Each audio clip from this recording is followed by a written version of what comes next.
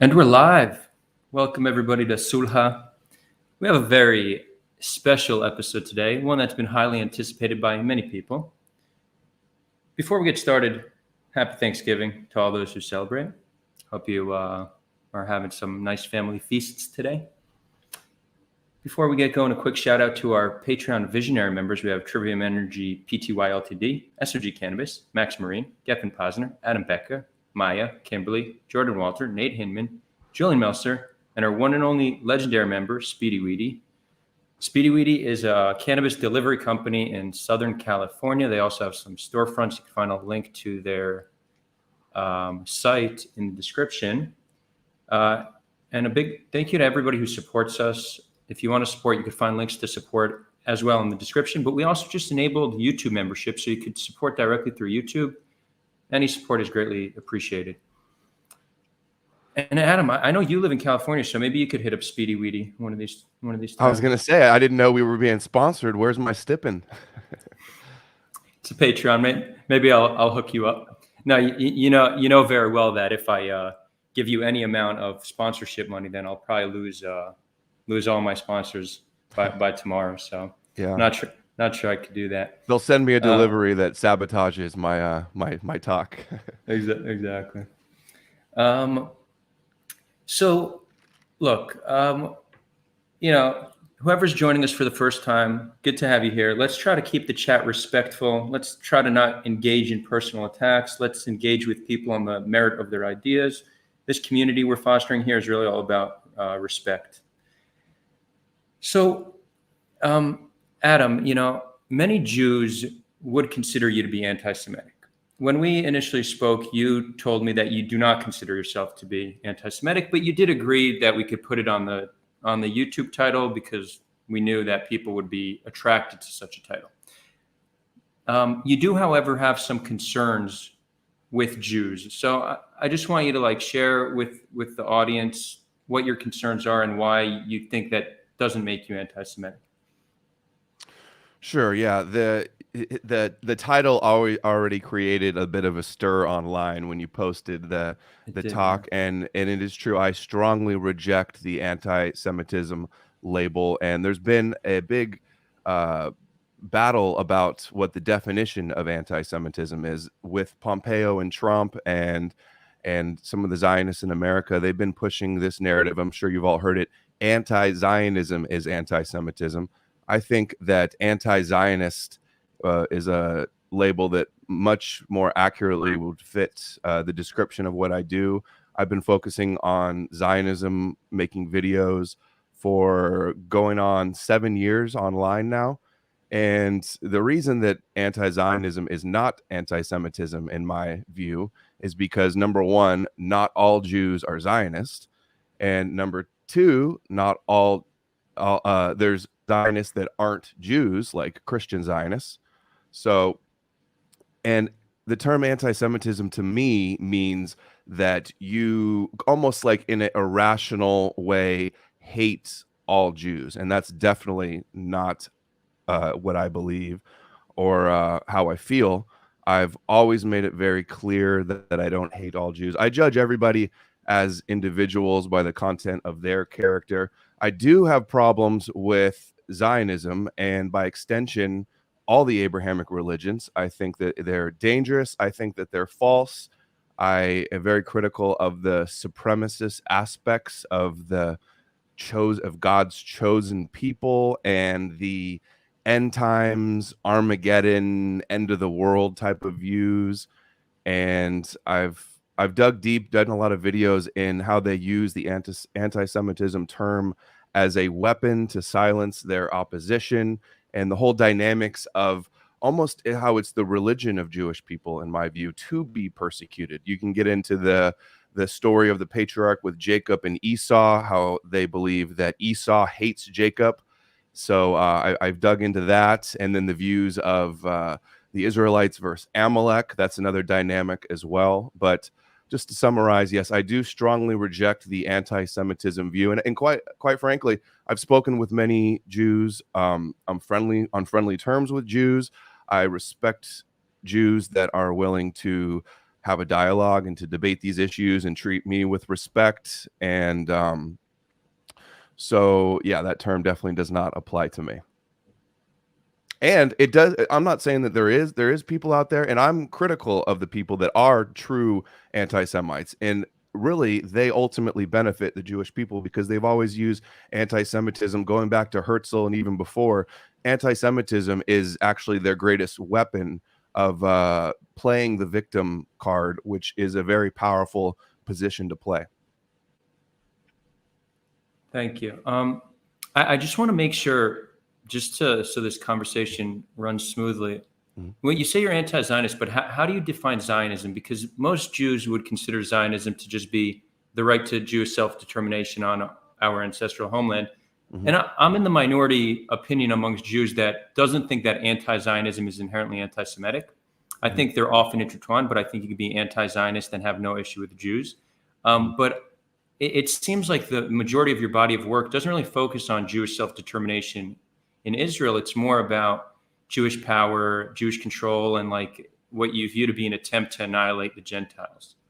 And the religion, yes. My view of Zionism is definitely more of a religious view. Like I just did a post the other day on Twitter saying all Christians are Zionist, even the Christians that are anti-Semitic, quote unquote, Christian anti-Semitism, which I concede that they are. To view that Jews are the synagogue of Satan or their father is the devil, or accuse them of deicide, that they killed God, which is an absurd thing, and I think it's a completely a fable.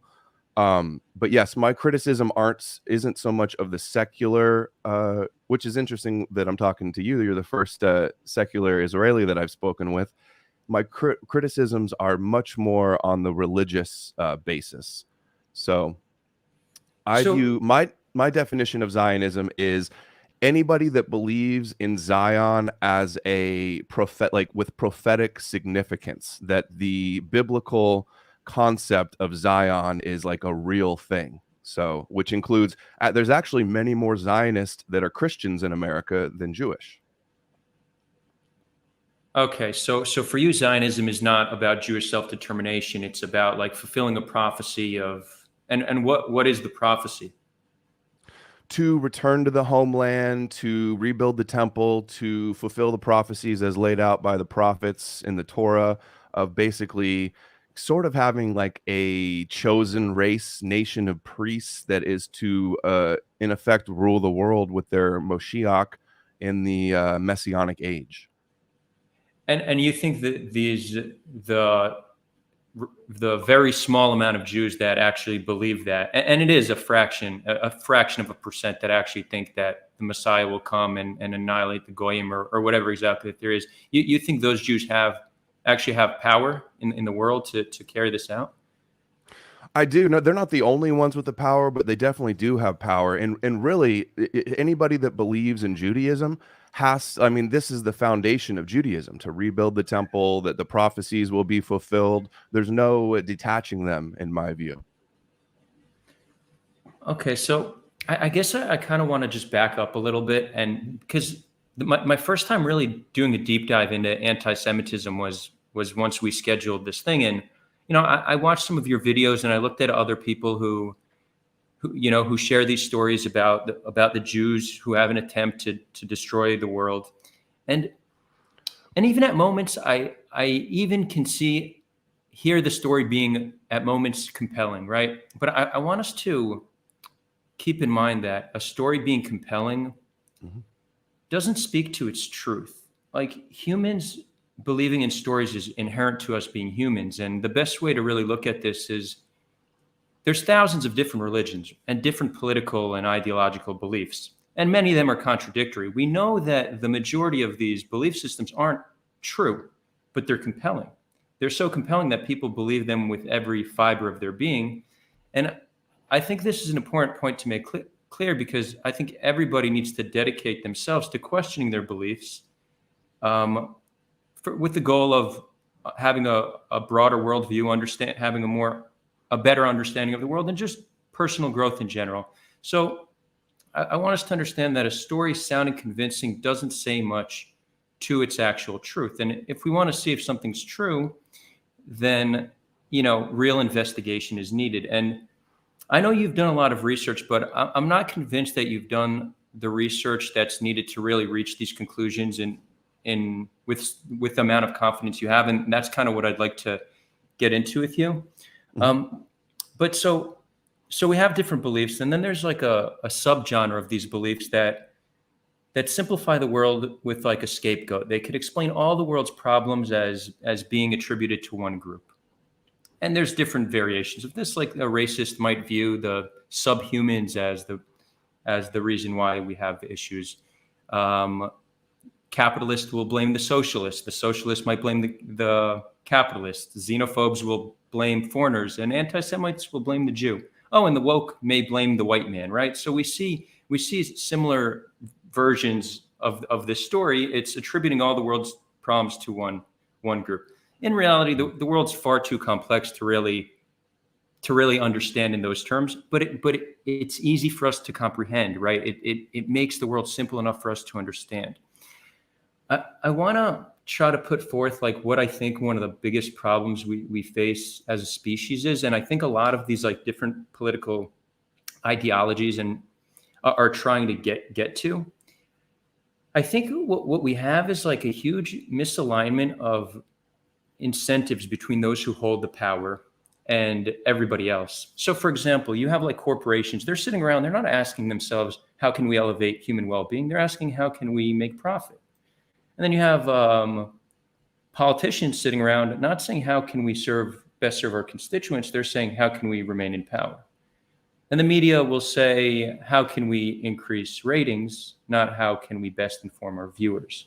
So this misalignment of interest between those who hold the power and those who don't hold the power causes much of the problems we see. And Adam, I imagine we'd probably be in agreement here. The thing is, this is really like a systemic issue that is not dependent on any group of people. So Jews are overrepresented in positions of power, right? There's no denying that. But if you were to take all Jews out of power, the system wouldn't change. You would still have people in power looking out for themselves and their close circles. And we know this to be true because, if we look at countries that don't have many Jews, they have the same problems the United States has, much of the same problems.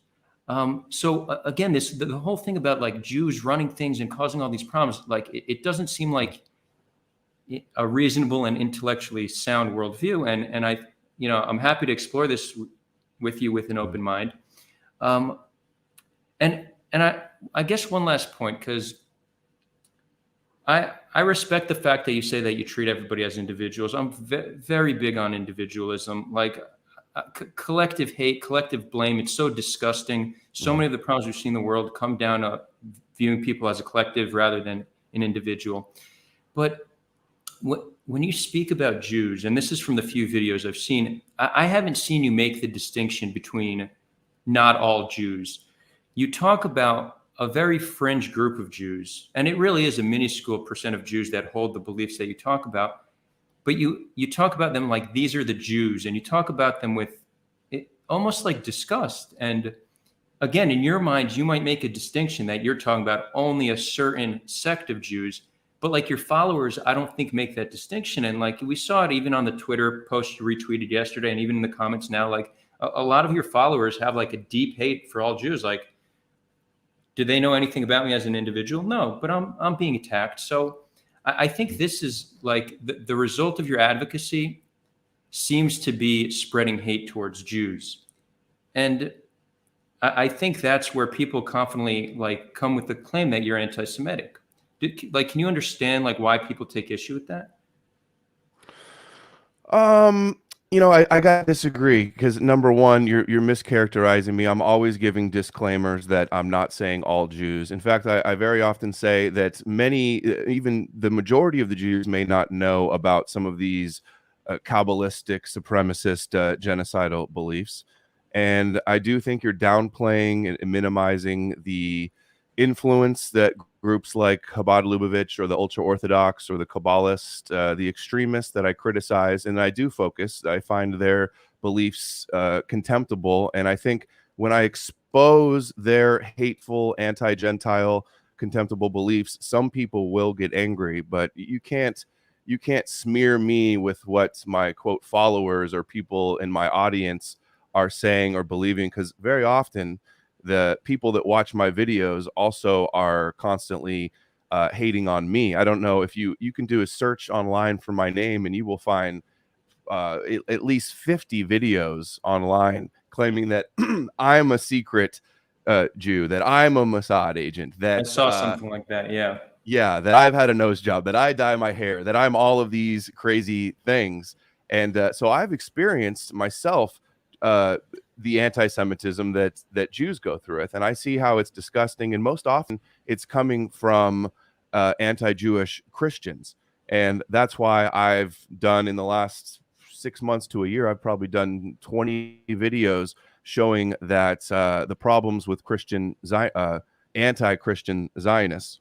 And I see, you said that there's thousands of religions, but I think you would agree that the last 2,000 years has been completely dominated by one religion in essence, and that is the Abrahamic faiths, Christianity, Islam, and Judaism. And really, this is three different groups that all want to be chosen. They all want to have the special covenant with God. They all believe that their path of Abrahamic belief is the true one, and really they've got some irreconcilable differences, and they're incompatible, and there's been many wars and many deaths and much suffering.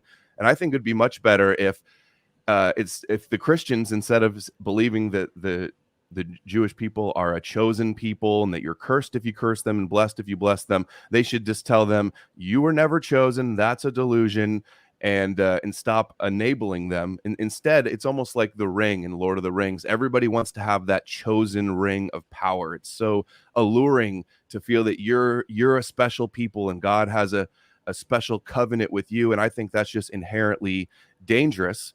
And also, one other thing, you mentioned that corporations are for profit. They're not purely for profit. They're also doing social engineering. They do advertising campaigns that hurt their sales. YouTube bans tons of people and loses I think it was $70 million on their bottom line. And they go, that's worth it because we're censoring all these views that we don't like. And I think we just need to tell the Christians that you don't have a covenant, you're not the new Israel, and that you're not satanic, because the Kabbalists, if you've seen my videos, they believe that the non-Jewish world comes from the other side. Their souls are impure. They come from the darkness. They're the shattered vessels in the Kabbalah story, that and that our guardian angel is Samael, or Satan, and that we are Esau and Edom, which is destined to be destroyed. That's not true. Just like the Christians view that Jews are their father is the devil, that they're the synagogue of Satan. People need to drop these delusions that the other people are satanic. It's incredibly dangerous. And I think the world would be a much better place if we didn't have the dogmatic, fanatical beliefs in this Abrahamic faiths. So you take more issue with Abrahamic faiths in general, but with like a primary focus on Jews, from at least what I've seen on your channel. Well, I mean, maybe you've just been watching certain videos, but I've always been highly critical of the Christian Zionist as well in America. In fact, So sometimes I find the Christian Zionists almost more contemptible than the Jews in the country, because they are, number one, they're being duped, and they're the ones that end up being the gatekeepers. Go ahead. well, no, I'm just like, I guess one area where we're similar is that when it comes to religion, we're both agnostic or atheist, right? So that's an area where I think we see things similarly. But I actually don't have issue with people being religious because I recognize that people derive immense meaning from their religious beliefs. So I have no intention to tell people what to believe unless that belief is actually harmful, right? So what you're pointing to is belief that you genuinely think is harmful. But you talk about like Samael and all these like religious things that I myself have never heard of, and most of my family is actually religious. When you actually look at the numbers, right? Look at the United States. The Jewish population in the United States is more secular than pretty much any other group, far more secular than Christians and more secular than Muslims in the United States. The Jews that hold the power, right? Jews hold disproportionate power in many industries. They're secular Jews, even many of them are atheists. The Jews who you're talking about, who believe certain Jewish supremacist ideas, or who think that there's some prophecy that the Gentiles will be annihilated and the Messiah will come. Actually, the first time I've ever heard that is from you. It's such a minuscule fringe group of Jews that actually believe that. They don't hold power. They're not influencing much. So it seems like this entire belief system requires connecting dots that need not be connected and some level of confirmation bias. Because if we're actually going to investigate who has influence in the country, it's not people who believe that Gentiles will be annihilated. These people are, I'm telling you, a fraction of a percent of Jewish belief. Well, I've never claimed that they are the majority, but they certainly exist. And if this ideology is out here and this is the orthodox fundamental reading of the text, then I think that the source text and the holy books are what I'm criticizing. You know, I'm not saying necessarily that there is, you know, all the Jewish people that hold power in the world, that they're all working together to annihilate, you know, fulfill the prophecies. They might not have that in their head, but although it is true, some secular Jewish people, they still do harbor some of the anti-Gentile sentiments that has been so common throughout history and the Jewish people. And I do think that the Abrahamic religions are harmful. I think they've been harmful to the Jewish people. I think they've been harmful to the non-Jewish world.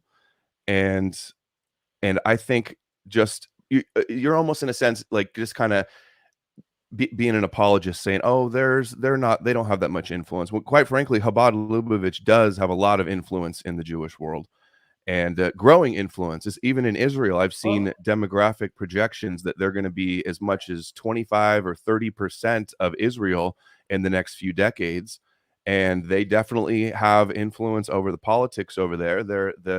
The Rebbe and Chabad Lubavitch has been huge proponents with Netanyahu and Likud and expansion of the West Bank settlements and wait, but I want to stick to peace. American. Yes. I want to stick to issues in the United States, just so we're not all over the place. Israel has a demographic issue with very fast-growing ultra-Orthodox community. Most of them are not Chabad, though. They're not Lubavitch. There's many other sects, but it's not a apologism to say it's a fringe group. It's similar to this. There is some amount of white people who are supremacists, right?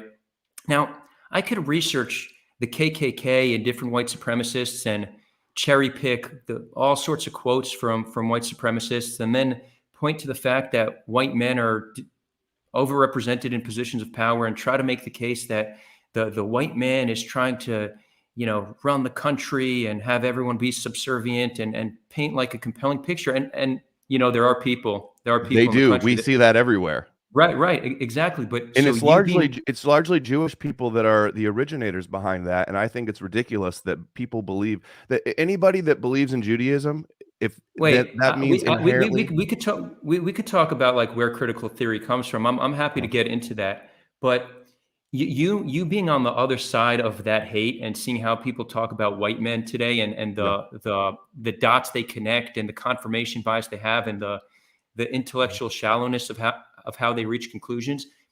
So me looking at it from an outside perspective, I agree with you. Our critique of wokeness is probably pretty much aligned, but I have the same critique of how you reach your opinions on Jews, because I think you're using a lot of the same methods. It involves confirmation bias and cherry picking. It's not like, in order to reach conclusions, we need to follow like an epistemological process. And I don't think you've gone through that. And when I look at the rhetoric of people who like speak about similar things as you do, again, they're doing the same thing that the woke do: confirmation bias, group generalization, connecting dots that need not be connected. I don't like it. It doesn't give people a good understanding of the world and its issues. Well, if you've watched only a few videos of mine, and Sure. and you're not proving any of this stuff, any of the documentation, any of the quotes from the Talmud and Kabbalah that I've shown, any of the clips, the many clips of the rabbis all over the internet saying, validating the points that I've been making, and I think it's ridiculous for any group of people that believes that they're chosen by God to be calling anybody else a supremacist. And quite frankly, when a small minority of Jewish people are overrepresented in the media and they're constantly, we always hear white people are the greatest threat in America and white supremacy is growing everywhere. And they view this as a war on Amalek. And they want to, and this is a genocidal belief in Amalek, that in order to usher in the Messianic age, Amalek must be completely blotted out of history. And that even, it says in the Bible, even the children will have their heads bashed on the rock, and even the animals must be killed. And you may say, oh, not everybody believes this, but as long as anybody believes this, and this is what the original texts say, I'm going to criticize it. I'm not saying every Jew believes this. You said that I'm generalizing, but I'm very adamant that I'm not generalizing. I don't think that you believe those things. And I think that instead of making excuses for the people that do, you should say, I agree, they do believe this, it's very dangerous, and I condemn it as well, instead of trying to say that I'm connecting dots So, that aren't there. well, I don't think those 2 points are contradictory. I do think that this belief system very much, depends on connecting dots that shouldn't be connected. But I have no issue saying that any form of supremacy is disgusting. Anybody who's working towards some kind of a world where other people need to be destroyed, Mm-hmm. I will condemn. Supremacy is disgusting. Group hate is disgusting. You'll never find me defend something like that. Mm-hmm. It's more an issue of focus. So there's a lot of people out there that have disgusting beliefs. There's a lot of white people that are supremacists, right? But to make the case that this is somehow, and again, you don't generalize, but wouldn't you acknowledge that a lot of the people in chat right now, they have an issue with me because I'm Jewish. So we have Do an any Jews innate, have a problem with me because I'm a Gentile? Because yeah, there's and that's definitely wrong. anti-Gentile But sentiment inherent in Judaism. yeah, I but don't have a exactly. Wait, religion wait, that hold makes me on. Wait, hate but you. Adam, but that's Yeah. wrong. Exactly. So Mhm. being able to point to one person or one group that has some supremacist ideas doesn't justify another group doing the same thing. Jewish supremacy is bad, so is white supremacy, I agree. right? But you've put a large focus of your work on trying to make it seem like there's something with the Jew and their control. Like you released a video, you said this is something along the lines of, this is the most important video I've ever done, and it explains how the Jews are trying to annihilate the Gentiles, right? And you didn't, in that video, it was 2 hours long. You never clarified who you're talking about. You go to Kabbalah and you read Kabbalah quotes, but you don't explain the amount of Jews that actually believe Kabbalah. Kabbalah is the mystic branch of Judaism. A You're small wrong. fraction. I do always clarify. Okay, I do always so clarify fine. that not all Jews believe this. Or In the I three not only do I videos. say they don't believe it, I say many Jews aren't even aware of this stuff. Okay, fine. And it's a So threat to you. You realize that these supremacists and these fundamentalist fanatics are a threat to you as well as a assimilating secular Jew. They see so you as an enemy as well. so I've seen 3 of your videos. I haven't heard you make that distinction. I'm not saying you don't. I just haven't seen it, so I Well, can I'm only making go it now, based. and I'm telling you that I always do. Okay, Yeah. cool. So that's good to hear. I don't view Kabbalah. So let's talk about Kabbalah. Kabbalah is the mystic branch of Judaism Mhm. that a very few percentage of Jews actually study. those who do study it, there's immense disagreement as to how to interpret the texts. And you talk about the importance of like base texts and what they say, but I don't even think that's an important focus. The majority of Christians view the Bible to be the word of God, but the majority of Christians don't support slavery, right? So in order for a religion to stand the test of time, people's They belief used systems to. have They right, used they to use used the to Bible to justify slavery. for sure. But Yeah. but this shows Actually, that the Talmudic interpretation of Noah and Ham is where that justification of enslaving wait, dark people comes from. so again, this is something I'm unaware of, but Mhm. it all this shows is that ideology can supersede a religion, right? Mhm. Culture has a tendency to supersede certain religions. Yep. The texts don't change, but people's belief change. So being able to point to certain problematic texts, to me, I don't view that as a threat. I need to see that there's people who have horrible beliefs and they're actually on a mission to carry out something horrible. And if those people have power, then that's even worse. But so this is the proof I'm not seeing, right? I don't deny there's some Jews who have horrible views. But the ones that actually believe that the Gentiles will be annihilated is a fraction of a percent. I have never met a Jew in my life, and I have family members who are ultra Orthodox.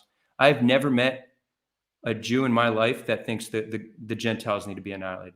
It's a very fringe group. And if you look at the Jews who hold power, most of them are secular or atheists. So it seems like there's a paranoia here that isn't really grounded in evidence. Like I just don't see it. And It I'm is. not. So Ask hold them on. what they believe of Amalek. Ask But them who's what's they?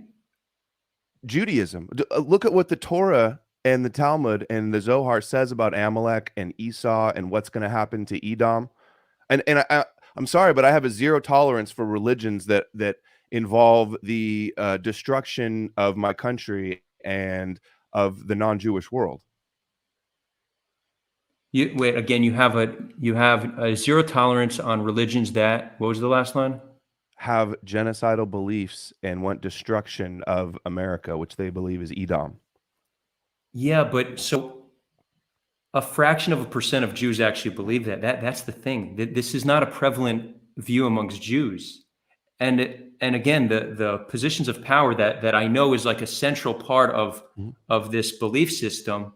Those Jews certainly don't believe that Gentiles need to be destroyed. A lot of them are more American than they are in anything else. They're going to celebrate Thanksgiving today, an American holiday. They have no intention to destroy the country. And I'm not so I'm not going to accuse you of generalizing because you told me that you make the distinction, but it's obvious. So humans have a very innate like urge to group generalize. That's why you know you hear a certain stereotype and you start to view all people of that group. It's has some evolutionary cause that causes immense division amongst us.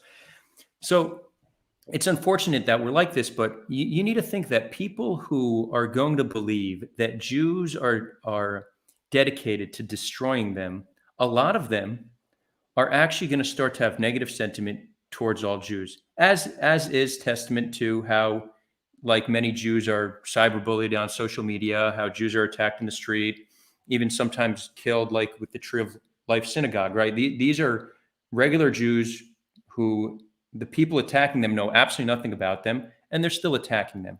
So the logical conclusion of this belief system for many people is to actually harm Jews.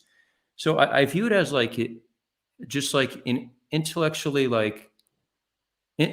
shallow belief system that actually harms real people. Not only does it harm Jews, but it harms the people who believe in it because it's like it's like a deep paranoia that like I sympathize with anybody who has these views, and I don't mean this as like in a condescending way at all, but if someone believes that there's like a small group of Jews that are actually working to destroy them and they have all this power, like that sucks. That's a shitty worldview. Well, I'm sorry, it is a terrible view to have, but from all of the research that I've done, which has been extensive, even the Jews that I've talked with have acknowledged that I'm correct about my explanations on these things, it is there's nothing wrong with exposing hateful genocidal religions. And let's just say, for the sake of argument, just assume, we'll throw out a number, it just say it really is just a fraction of a percentage that believes this. Is that fraction of a percentage still not worthy to be criticized? It, like, we hear constantly all the time about how white people and white supremacy is the greatest threat in the world. I believe they're generalizing and they're exaggerating and they're blowing it out of proportion, and the media control is highlighting this and ignoring other things. Meanwhile, if I want to show a supremacist compilation of supremacist rabbis fantasizing about their destruction of Amalek and Edom, I get censored off the internet. So I think that's where people, find issues with all of this. Yeah. So the question is, if, like, even if it is a very small fringe group, which it is it not okay to criticize them? I wouldn't say that's the case. I think you have the right to criticize views that you consider to be abhorrent. My approach to this, and again, this approach comes from the place that we have people have an innate need to group generalize. And I think group generalization is pretty bad. That You if keep going there's back to that, and I see the chat over and over again saying that he's generalizing. I mean, at this point, I'm just being straw man to death on the same issue. I'm not generalizing. Yeah, I'm having trouble following chat, but yeah, again, you made it very clear. You're talking about a specific portion of Jews, like a very minuscule percent of Jews that take up a lot of your attention, a lot of your thought, a lot of hours of research. Well, why would I waste my time focusing on Jews who believe things and doing things that I don't see as a problem at all? I It's mean, like I you're asking me agree. just to ignore No. all the supremacist problems in the Abrahamic faiths, is what I see. And I see a lot of your So supporters in the chat I was saying, "Oh, this blondie must have stormed the Capitol," No, so look, you asked me how to criticize like a small group, and this is my approach that's really grounded in the idea that we group generalize. So when there is a belief that exists amongst people of a certain faith or ethnicity, and it's a minority, it's better to describe it not in terms that alienate the entire group. And I'll use Islam as an example. Some amount of Muslims want a holy jihad, and they think we need to fight a holy war with the rest of the world and turn everybody Muslim. Some amount of Muslims say that. But when I'm going to describe this problem in Islam, I'm going to try to refrain from even using the term Islam or Muslims in a word that's alienating or demeaning or demonizing, because I know the effect of that is to offend 100% of Muslims when I want to describe a few percent of Muslims. And I know that when I speak a certain way about Muslims, it gets other people to view all Muslims as bad. So whenever I try to talk about people in a group, and again, this is a personal preference for how I engage, I try to not talk in a way that is going to alienate 100% of the group. You're describing what seems to be less than 1% of the Jewish people, but you say it in a way that causes 100% of the Jewish people to be deeply offended, to think you hate them, and that spreads rhetoric that ultimately ends up harming Jews. I mean, I feel like you just keep repeating the same argument over and over again. I'm not generalizing to all Jewish people. I know Again, it's no, clear and I didn't obvious say that that. not all Jewish people believe this. And Adam, another thing I again, wanted to mention, you use the argument that Jews are being scapegoated. Do you know where the scapegoat term comes from? Originates with? It comes from the Yom Kippur ritual, where the animal is scapegoated for the sins of the okay. Israelites, and it's actually they're scapegoating the sins onto the Gentiles by giving a bribe to Azazel. That's where it comes from. So I find it interesting that you guys always use the thing that you're being scapegoated, when the scapegoat concept originated you're with. just, I mean, that's just like a colloquial term of where the word came from. Like, the idea of scapegoat has like an evolutionary basis. Like the reason, there's a theory as to why humans scapegoat, and it's because instead of infighting, instead of like a tribe killing each other, which would be the end of the tribe, they find a common enemy and then they unify around that. It seems to be like a good survival mechanism. It's one theory, but that predates Judaism. Hold on. So Yom Kippur like, is not a survival mechanism. no, Placing your but sins on a goat and wait, sacrificing it. Adam, Yeah. I'm not talking about, you just explained where the term scapegoat came from. But when I say the word scapegoat, I'm not describing a Jewish ceremony. I'm describing blaming one group of people, which has an evolutionary basis. You're explaining the linguistic history, but I don't think that's, I mean, it's interesting, but I don't think it's important to the conversation. Okay. Well, I mean, I'm not saying that. I was just giving some background on the term, and I see. Okay, fine. I'll leave the chat alone, but I just wanted to mention a little shout out to Joseph Cohen, Israel Advocacy Movement. Is Joseph here? Yeah, I think you and Duvid and Judas do a much better job at quelling true anti-Semitism than Joseph does with his duplicitous tactics, like trying to say that I'm Jewish on Twitter, making up that I have Miriams in my family. That's not very not very moral and ethical, if you ask me there, Joseph. Yeah, I don't want to make this about Joseph, but if you want, we could arrange a debate with Joseph as well. I actually had a debate with Joseph myself about Israel and Zionism. If you're interested, it's on his channel. I've been challenging him for a while. I'm open to discourse. I've spoken with, as he has as well, so I don't know why he's so reluctant to speak with me. So let's get back. Let's get back to the topic on hand. I don't even remember exactly what point we're on, but I'm gonna again. You may not be generalizing, right? And again, this is from the few videos I've watched of you, but this is very common amongst many people who speak this doctrine of the Jew controlling the world or the Jew trying to annihilate the Gentiles. They speak about Jews with disgust. There's a disgust. They very rarely make the distinction, not all Jews. And again, you say you do. I believe that you do. The problem is when you describe a fraction of a percent of Jews and it's presented in a way like this is inherent to Judaism because you say base texts, look at all these rabbis, but again, it's still a fraction of a percent. That the logical conclusion for many people is to hate Jews, right? Again, I'm not speaking about you. I always say that's not what you want to do.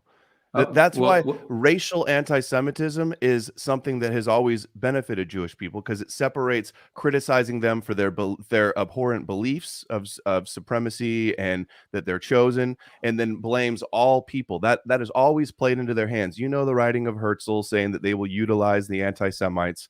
You know the famous interview of the Knesset member on Herzl's entire thing came from being oppressed, right? Like if Herzl wasn't an oppressed Jew, he wouldn't feel the need to have a homeland where they're in control. But so you say it's good to not generalize, but I do want to. I'm not convinced that the way you speak of Jews doesn't actually have that effect with like how your followers view us. And again, I don't think you're responsible for everything your followers do, right? I probably have some followers that think pretty shitty things. But like yesterday, when you retweeted my post, like people without even knowing me started hating on me for being Jewish, right? And Jews face this all the time. This is the result of speaking about a religion with disgust. And if only a tiny fraction of a percent of Jews believe this, I would say find a way to condemn them without making it about Judaism, because most Jews don't actually believe that, right? So like, don't let 1% determine how you feel, how you speak about an entire faith. And one last point, you have every right to criticize views you view as abhorrent, but I do question like why it's so important to you, because at least from the way I see it, the Jews who believe this have no influence over politics. They have no influence over finance. They're Jared not the Kushner Jews didn't have who any influence over Jared Kushner is Chabad Lubavitch. He didn't have any influence over our politics. you wait. So you think Kushner thinks that the goyim will be annihilated? Like you think that he believes that? If he is a sincere believer in Chabad Lubavitch doctrines, that's what the doctrines say. In my video, I go over the books written by the top rebbes in Chabad Lubavitch, and this is the type of stuff they say. Amalek cannot be rectified. It must be, the light must conquer the darkness and the shards and the end of times. All these Yeah, I analogies saw and that. I saw that metaphors. video. I Yeah. learned a lot about Kabbalah from your video, actually. Uh-huh. But again, Kabbalah is so you say he believes in Kabbalah, but Kabbalah is highly debated amongst those who believe it. There's not like some Even if broad it's debated, consensus. it still exists, and it's Yeah, still out there to criticize. fine, but then this to me would be like every Christian that has a position of power saying, "Look, they believe in the Bible, and the Bible says you could have slaves." Right, but that to me is just a waste of emotional energy because most Christians don't believe you could have slaves. So I'm not going to hold it against somebody who believes in the Bible. I criticize Christians all the time. If you haven't noticed, the But Christians for what? despise me. It's the Christians that are mostly calling me Jew. For number one, for believing lies, for believing that number one, that they need to worship Israel as a chosen nation, and they're cursed if they curse them. I criticize both the philo-Semitic Christians and the anti-Semitic Christians because they both ultimately benefit into the Judeo matrix. I'm not. What's the Judeo matrix? Just all things Judeo, like Judeo-Christian Islam, I the mean, Abrahamic faiths. but the different. I mean, trying to put like Muslims, Christians, and Jews in one pool because they derive from like the same set of beliefs. They're so vastly different. I mean, even amongst Islam, Christianity, and Judaism, there's mass debate and difference in opinion. Like Just this to me because seems. there's a debate, though, doesn't make it's. I'm still right. It's still. I'm not wrong just because there's a debate over things. You can always debate Wait, anything all day. The fact that it's but a debate at all is an issue. but you would agree that most Christians don't support slavery, even though they believe in the Bible, right? They don't now. There's been reforms. And the Correct. reforms make it So not as bad, but even even what's the term, like moderate religious people, they're still like a breeding ground for the extremists, and they still kind of enable the extremists in a way. who are the like the extremists of certain religions? All religions, yeah. Right. So you acknowledge that there could be reform. So in saying that, you acknowledge that just because something is written in text doesn't mean that people actually believe that. And Well, I again, mean, the there's probably some fundamentalists do. right. Mhm. There's probably some Christians that support slavery, and there's probably some Jews that think the Gentiles will be annihilated. But again, saying Jared Kushner because he comes from Chabad Mhm.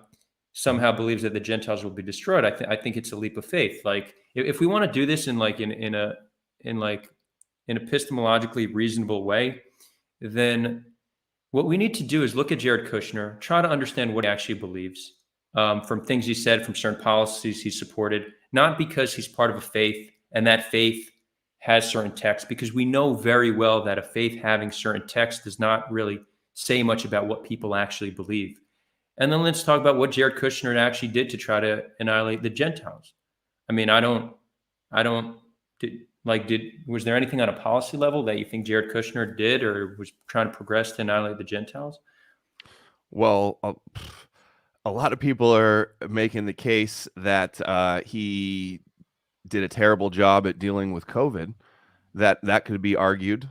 In fact, many leftists are arguing that. You can say that But I mean, his he well, wasn't, listen, he I'm would, not making the wasn't, case. I don't know inside Jared Kushner's head. I don't know exactly what his views on all of Chabad's doctrines are, but the fact is that he is a proponent of Chabad Lubavitch, and Chabad Lubavitch's patriarchs and founding documents and modern day rabbis are all saying these things. And all I'm hearing is excuses. You keep saying, stop criticizing this small minority. You're not saying that that I'm wrong about this small minority. You're just saying stop criticizing it.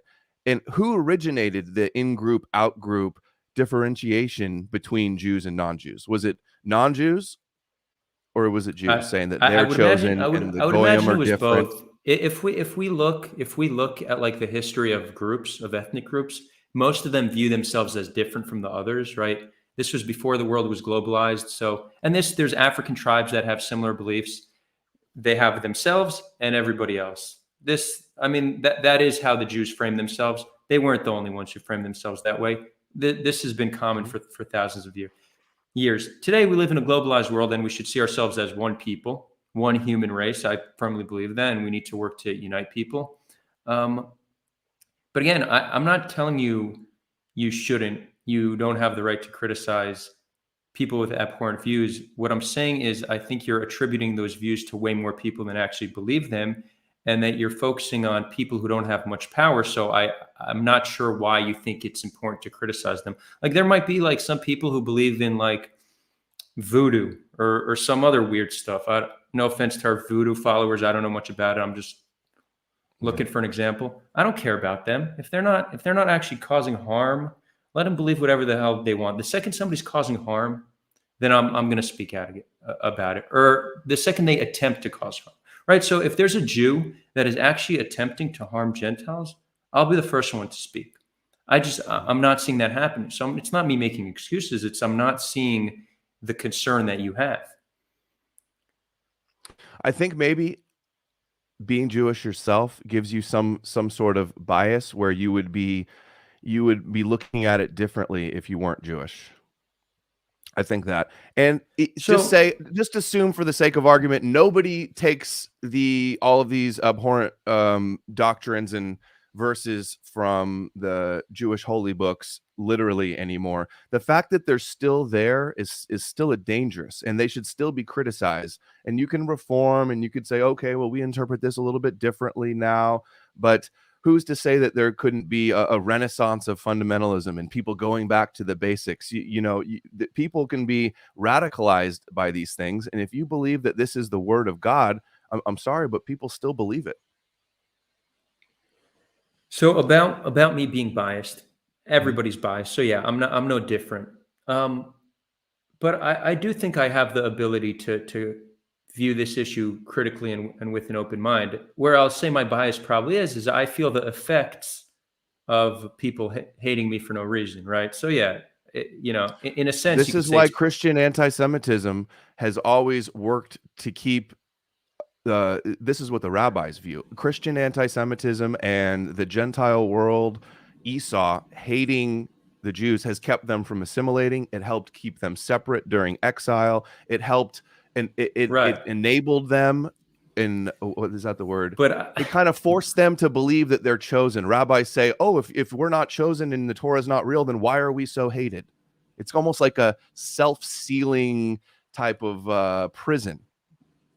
So you're essentially saying that, like, in Jews being attacked, it just strengthened, right? So I think I view you as contributing to that as well. Like, I think that your rhetoric and how it's presented strengthens Jewish identity. Like, I think Jewish identity is stronger because of your work, and Zionism therefore is further. I disagree. I think the type of anti-Semitism that attacks me and that I'm criticizing, that's what benefits you guys. There's groups out there, you've seen them, they get all the media attention, they hang up signs, they try to go light synagogues on fire or spray paint swastikas or whatever. That kind of stuff benefits Jewish people. My view in my work is actually, I think, helping the whole cause, to be honest. And this is why I'm so viciously attacked by the Christian anti-Semites. Why are you attacked? Because my type of criticism is actually helping the situation. And I think, I get accused of, they call me No More Jews. My channel name is No More News. They call me No More Jews because I platform. In other words, I have respectful dialogue with Jewish people. They say, you're normalizing. You see, the extremists on both sides don't like conversations like this happening. They don't like having us having respect for one another and discussing these things. They want extremism. They want extreme hatred. They want generalization. That's not what I'm doing. And that's why I'm always so viciously attacked. So in your view, again, I don't know much about the people who call you a Jew. Like you say, the real anti-Semites hate you. But Mhm. so you think they hate you because you don't group generalize, and because you're not group generalizing, Because you're I don't weakening. hate all Jews, because I don't believe that there's the synagogue of Satan, because I have Okay, respect fine, and I'm on fine. friendly I mean, it's terms with them. possible. Yes. It's Yes. that it's interesting to see like a rift in a community of which most Jews would consider the same. They'd be like, those are the Yeah, they actually there's generalize us different. all together. Anybody that has criticizes Jews Well, at all is a let Nazi, me according to them. let Yeah. me actually Mhm. elaborate on that, because there is different forms of anti-Semitism. There's right wing anti-Semitism. There's left wing anti-Semitism, and then there's like Islamic anti-Semitism. But most people would view you to be like of the right wing anti-Semitism. They would generalize that as one group of people. And now you're That's talking about funny. some. Some may do that. They have tried, but also Christian Zionists on the right call me a left-wing Antifa uh, Jew hater. So Yeah, yeah. every side calls you something different. Right. I know. I'm Mhm. both like a self-hating Jew and also a Zionist supremacist, depending on Yeah, who you ask. yeah. Yeah, for sure. Um, but I actually don't think, and again, this is from the few videos I've seen. I don't think that your rhetoric isn't actually causing more people to hate Jews in general. Because again, you might in your head have a distinction, and you say you make the distinction on air, not in the videos I've seen, but again, when you talk about a group with disgust, most people attribute that to the whole, right? So I'm not. It's Maybe. not for me. It's not for me to tell you what to talk about and what to focus on. But Mhm. I will say to really ask yourself how much power these people you don't like have, and if it makes sense to alienate and demonize not an entire people, right? You're not talking about everybody, but entire religion, right? You talk about the religion with disgust when people view that as like a personal attack to themselves. That ultimately does strengthen Jewish identity. It ultimately does get other people who watch your content Mhm. to think all Jews are horrible. So you How often no, do we you hear don't think about so? Nazis everywhere? Nazis are an insignificant, powerless, extremely fringe group, but yet we hear about it nonstop all the time. The greatest threat, Homeland Well, Security. the, It's a yeah. similar thing. And again, I'm not generalizing. And yes, I think that everybody that watches my videos should find that the source documents in the Talmud and the Zohar and the Torah ultimately are contemptible. They're wrong. They're hateful. They're genocidal. They're dangerous. And I do want people. And I'm always saying it's not. I just want Jews to stop believing these insane things and having and harboring these anti-Gentile hostilities as they're from a religious basis. I think that's admirable. And I'm not saying all Jews very clearly. But would you acknowledge that it's like a tiny percentage of Jews that actually believe that? I think it's a tiny in general, Jews that actually like think in their head, "Oh, we're going to destroy all the Gentiles." That's a small minority, but many Jews, they n- not every Jew knows all of this stuff. I've researched it a lot more than many people, but you go online and look at rabbis, even conservative or even some reform, they're talking about destroying Amalek. They're saying about the prophecies of Edom being destroyed, the idea of the negative views towards Esau and how that's attributed to Gentiles. Like, I mean, you know So that there's let, anti-Gentile well, sentiments let in me ask you something. Judaism. What Mhm. so in the United States, right, the country which you live, the country which you care about, there are more white supremacists than there are Jewish supremacists, right? Why aren't they a topic of Mm, like? I'm not sure No, you about don't that. think so? I'm I not sure mean, about that. No. Jews make up 2% of the country. The vast majority of them are secular. Chabad is uh, is a tiny percentage of, or a relatively small percent of the Jews that live in the United States. And amongst Chabad, as we discussed, the majority of them don't actually think the Gentiles will be destroyed. And even ones who do aren't actively working towards them. They might think it's some prophecy that might be Mhm, fulfilled one day. mhm. But white supremacy, you have 60% of the United States is is white. Right. All it takes Mhm. is a few percent of them to be white supremacists in order to for it to be more of a problem than Jew supremacy. And if you look at like our political system, there's more white men than there are Jews. So I do wonder, why is that not a concern of yours? Like, why don't you rail on white supremacy if you actually have an issue with supremacist I Jews? have all the time, especially Christian identity white supremacists that think actually that they're the chosen people and they're the true Israelites. Those are some of my biggest haters that I'm always railing against. And Judaism teaches that they're God's chosen people, that they're the apple of his eye, that they will feed off the riches of the Gentiles, that the wealth of the nations will flow into Zion and the law will come forth from Zion.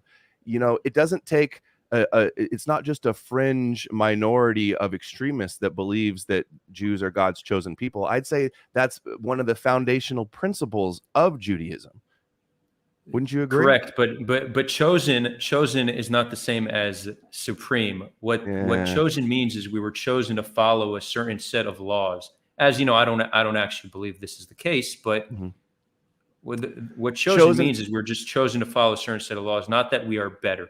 Well, I hear this all the time, that it's a burden actually that you're chosen. But what you're really saying is you're chosen to spread the obedience to Yahweh, to get the whole world to believe that the God of Israel that chose you is the one true God of the universe. I still see it as supremacist to think that you have a special destiny to be a light unto the nations and that you're going to white knight save the world.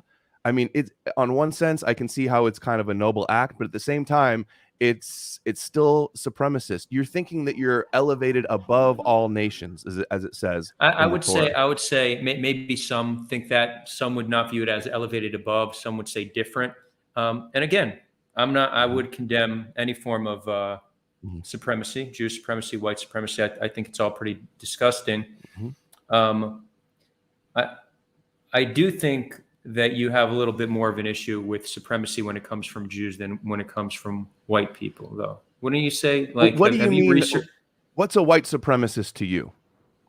Since we're about defining terms, because I believe a Jewish supremacist is anybody that sincerely believes they're chosen by God. That's all it takes for me to qualify as a supremacist.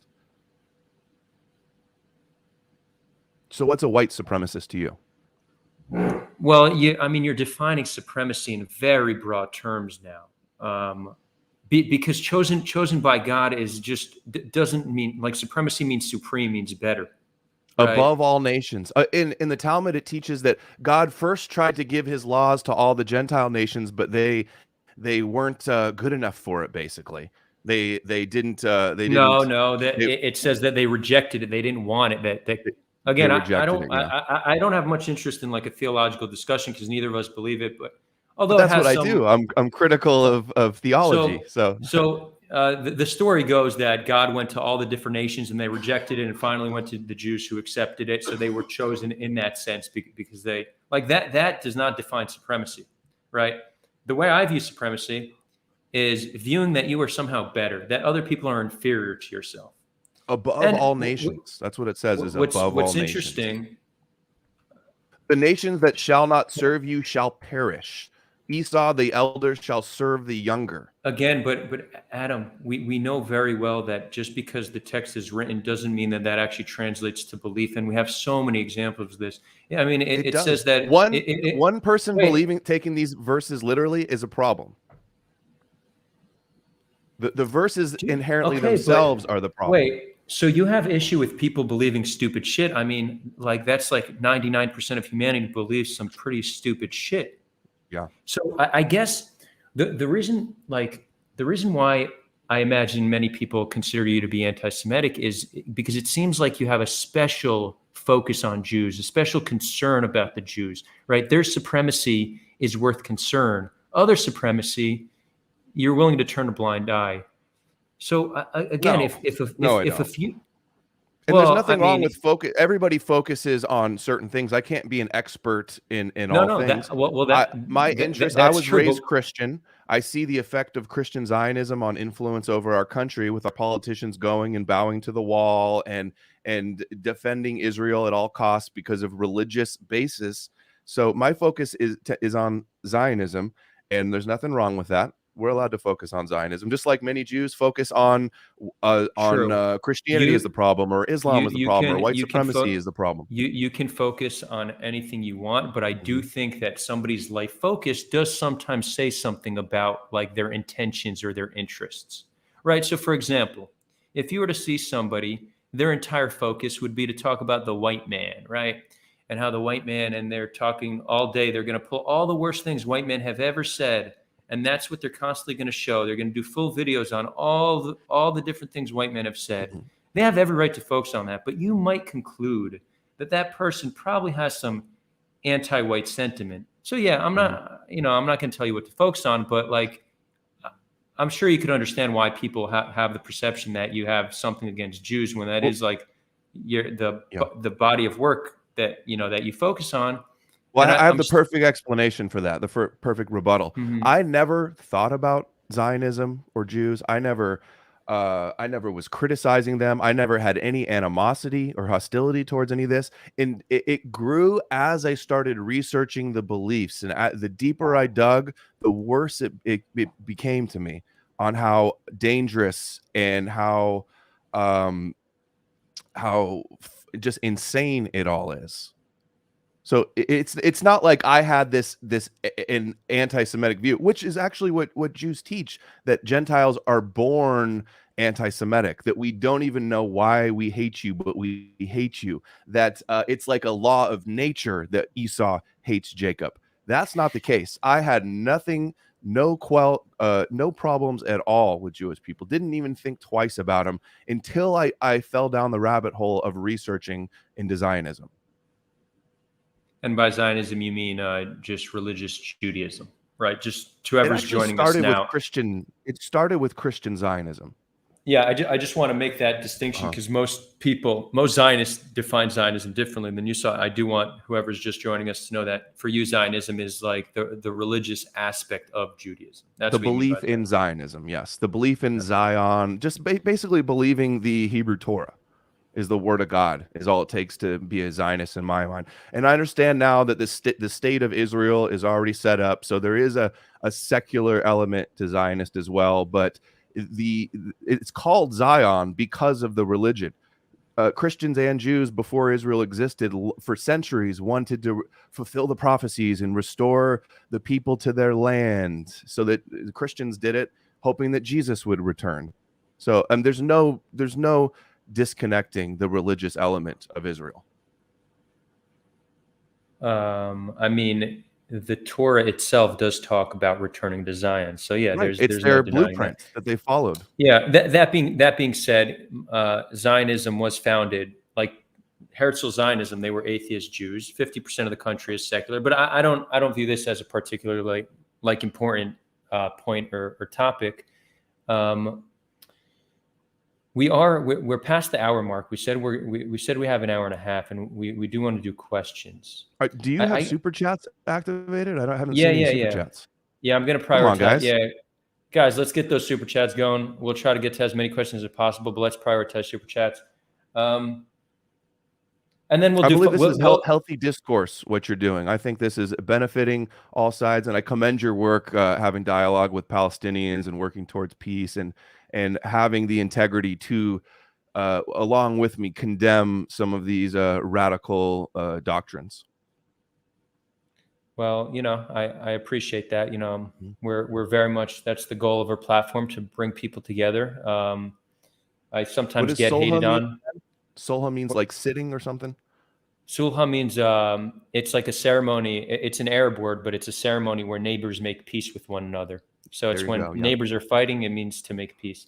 Uh-huh. Um, I do get a bit of hate whenever I platform somebody that's considered extreme. So I did get some pushback platforming you.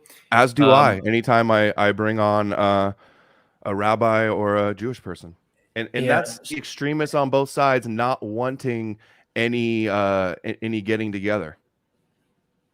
right. Exactly. And, I do hope that people who were opposed to this conversation happening after the fact can see that there certainly is value here. I think that um, while They there's don't still want they don't want they don't want anybody to see me over and over again adamantly say that I don't hate all Jews and have like a reasonable interpretation on these things. They don't want the negative, dangerous ideologies that they have being spoken about. They want them silenced and censored and no discourse. And that just creates more division.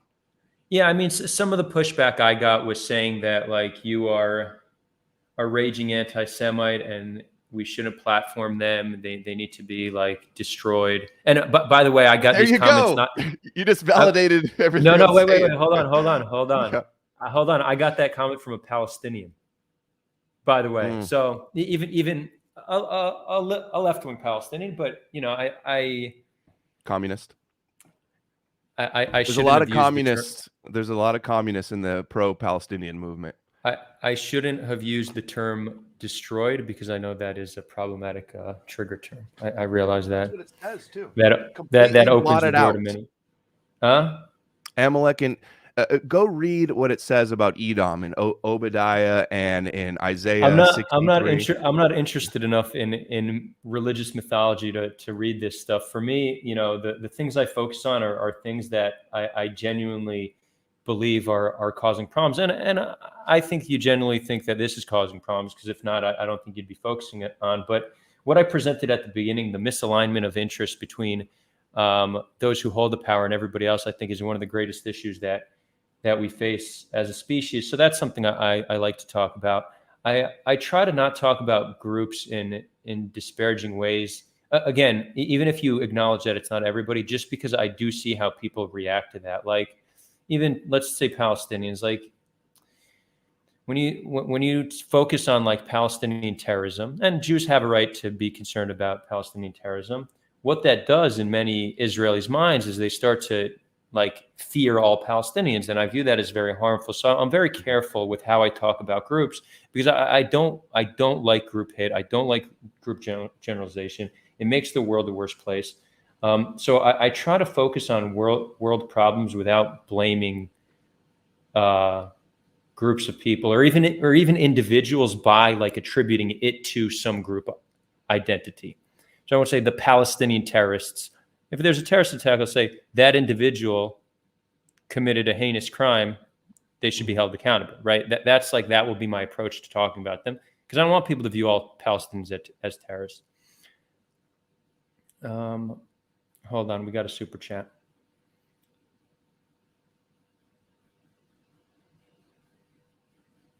Agnostic, thanks for the $5. Adam, you just said that's what Jews teach. Is that not a generalization?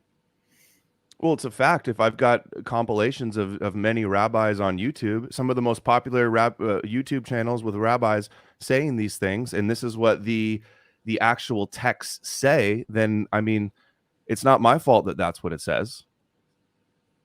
There should be more. If Jews don't want people to not like these dangerous views that they have, they should not believe them, not blame. Right. I guess what agnostic was saying you're saying Jews teach this instead of framing it as some Jews teach this. Like, well, that would be Judaism. You guys are in a unique situation because you're not just a religion or a race. You're a combination of both. So you're kind of unique in that situation. And sometimes you like to kind of, not you, but some Jewish people like to kind of play both sides depending on the argument. Okay. Agnostic, I hope that was ample response. If not, you could follow up. You don't need a super chat. I'll read it. Shane, thanks for the $2. Adar, like the rest, won't debate on Adam's critiques. I don't know. I think that I tried to address the critiques. If you can, Shane, bring up one critique that you think that I refuse to engage on, I'd be happy to. You know, I think Adam has critiques of certain doctrines, which I agree that those doctrines aren't good, but our disagreement is how many people believe them and how much power they have and how important it is to focus on that. Because if you go around the world, this is something I've learned. The more you travel, you notice that most people in the world are actually good people. On social media, you'll get the exact opposite impression. Mm-hmm. But like, you go around the world, genuinely, people are just generally good. But being good doesn't mean they don't believe stupid shit. So yeah, most people have some stupid beliefs. I don't care to correct them if they're not harming other people. That's kind of my approach to this. Al-Ram, brother, thank you for the 15 shekels. You should check out a channel called Seekers of Unity. He is a Jewish guy who researches Kabbalah, is a very tolerant guy, and shows that side of Kabbalah. Okay, yeah, maybe we'll have him on as well. You know, Rabbi Laitman and his assistant, his Twitter is I'm brain farting now, the Jewish something. I've been trying to have a dialogue with him as well. You've probably seen his video. He talks about the hubs and the you know what I'm talking about? No, not familiar. No. Okay. Anyway, he's a Kabbalist that I've been trying to talk to. You know, I've been doing these videos with Christopher John Bjerknes, digging into the problems with Kabbalistic views. And if I'm so wrong, where are the rabbis to make videos refuting me or to challenge me to debate? I'd be happy to try to set that up. Mm-hmm. I don't say I have too many rabbis in my contact list, but you know, I could certainly get in touch with some if you have, because you seem to be very much interested in theology, far more than I am. Yeah. It would actually be interesting to have you have a conversation with a Kabbalist. I'd be open to hosting that. We could definitely. We've done it with, you know, I've done Judas Maccabeus, your friend, was on twice, and we had some good dialogue to get into the Talmud, but he doesn't believe in the Kabbalah. He's an anti-Kabbalah. Right. I spoke to him prior to this discussion because he's a friend, but he knows way more about the religion than I do. So I wanted to pick his brain on I've also had several debates with Andrew Meyer. He's the "Don't Tase Me" guy. If anybody remembers that got tased at the John Kerry event many years ago, and he's a Kabbalist, but he's like the New Age type of Kabbalist, like Kabbalah Center. So even he's right. That's like Madonna's version of Kabbalah. Yeah. So again, I don't know much about Kabbalah, but I'm pretty sure that the Kabbalah Center, the New Age Kabbalah, does not talk anything about Gentiles or anything like that. It's probably more just about spirituality and connecting to God and some mysticism. I doubt that there's. It is, yeah. Yeah. Cool. Any more questions? Maybe a few more super chats. We actually have one. Did I miss a super chat? It wasn't. Hey, Adam, have you ever been? Go ahead. Wait, have you ever been on a live stream where someone gave a super chat in shekels? I'm not sure. They joked about it. I know. That's like a joke. Let me get those shekels, right? It's like what's the shekel? What's the shekel joke amongst the crew? Like he called Jewish money shekels. Anybody here, they just joke and say, "Here's a few shekels," or they'll say, if you're a quote unquote grifter, they'll say you're a shekel grabber, like in a derogatory way. I saw a question that it wasn't a super chat, but it's a good question that I wouldn't mind addressing. It's from Salam Shalom. He says, "How do you reconcile your belief that Judaism is supremacist with the fact that at its core is the idea that all humans are born equally in God's image?" What it says is that all humans are made in God's image, and that's one verse. But in the Bible, there's many contradictory things and contradictory views. There's all this stuff about that they come from Jacob. They have the birthright, and Esau doesn't. So that's a differentiation. They also believe that in Kabbalah, that their souls emanate from the holy side, and Gentile souls emanate from the other side, which is the evil side, the darkness, the impure, the unclean side. So this is just Kabbalah. This is Kabbalah you're reciting. This isn't in like the Tanakh. And when you say we're all equal, but one nation is above the other nations, I mean, that's like George Orwell's Animal Farm. You know, we're all equal, but some are more equal than others. That's what it sounds like to me. Yeah, you know, the problem with like taking ancient texts too literally is that they're written in a time where supremacy, like Kabbalah was written in the 1300s, where if it was not supremacist, it would be unique, it would be novel, right? And the Torah was written thousands of years before that, where every group viewed themselves as unique and special. So for religion to stand the test of time, it needs to be convincing to the people who believe it, but it also needs to evolve with the times. So again, this is just a suggestion to you. Like I would care a little bit less about what the texts say and just try to get to the bottom of what people actually believe, right? So if there's somebody who has any amount of power in the United States, and maybe he's a senator, maybe even a huge donor, maybe in the media, and they actually hold certain supremacist views, I'd say that's like very legitimate grounds to question them. But it seems like this way, it's like you're attacking scripture, but unclear who actually believes that scripture. Like the people that wrote it, the people that say that this is the Talmud is authoritative, and that this is the law. That, I mean, the Torah is like, that's what it means, is the law, right? Tanakh. And I agree with you. This is an important point. Tanakh is actually an abbreviation of Torah, Revelation, and but it's also referred to as the law. You could see, yeah, it's the law. It was written thousands of years ago, and it's reformed multiple times since. As we see, most Jews don't support slavery. Most Jews don't say that if your son is disrespectful, you could stone him. Most Jews do they not believe in slavery? Because they believe in the end times that they will have slaves. No. I've got videos of them saying it. I see the source text that they quote for that. If you were to poll Jews, if you were to actually poll Jews on, do you support slavery? And let's say it's an anonymous poll, so you know they'll be truthful. You're going to get like very low single digits. That it's not a commonly held. The Noahide laws. I mean, you have Shabbos goys on. How many Shabbos goys have been employed? Is that not a Shabbos goy is a very interesting, concept, but that's not slavery. Like a Shabbos goy is somebody that you could hire. The whole idea behind a Shabbos goy is that on Shabbat there's certain things that observant Jews can't do. You can't turn on the light. But if you have a non-Jew with you, maybe the servant, right? And servants today are paid. There's no coercion. They're paid salaries. Then if they're a non-Jew, they could turn on the light for you.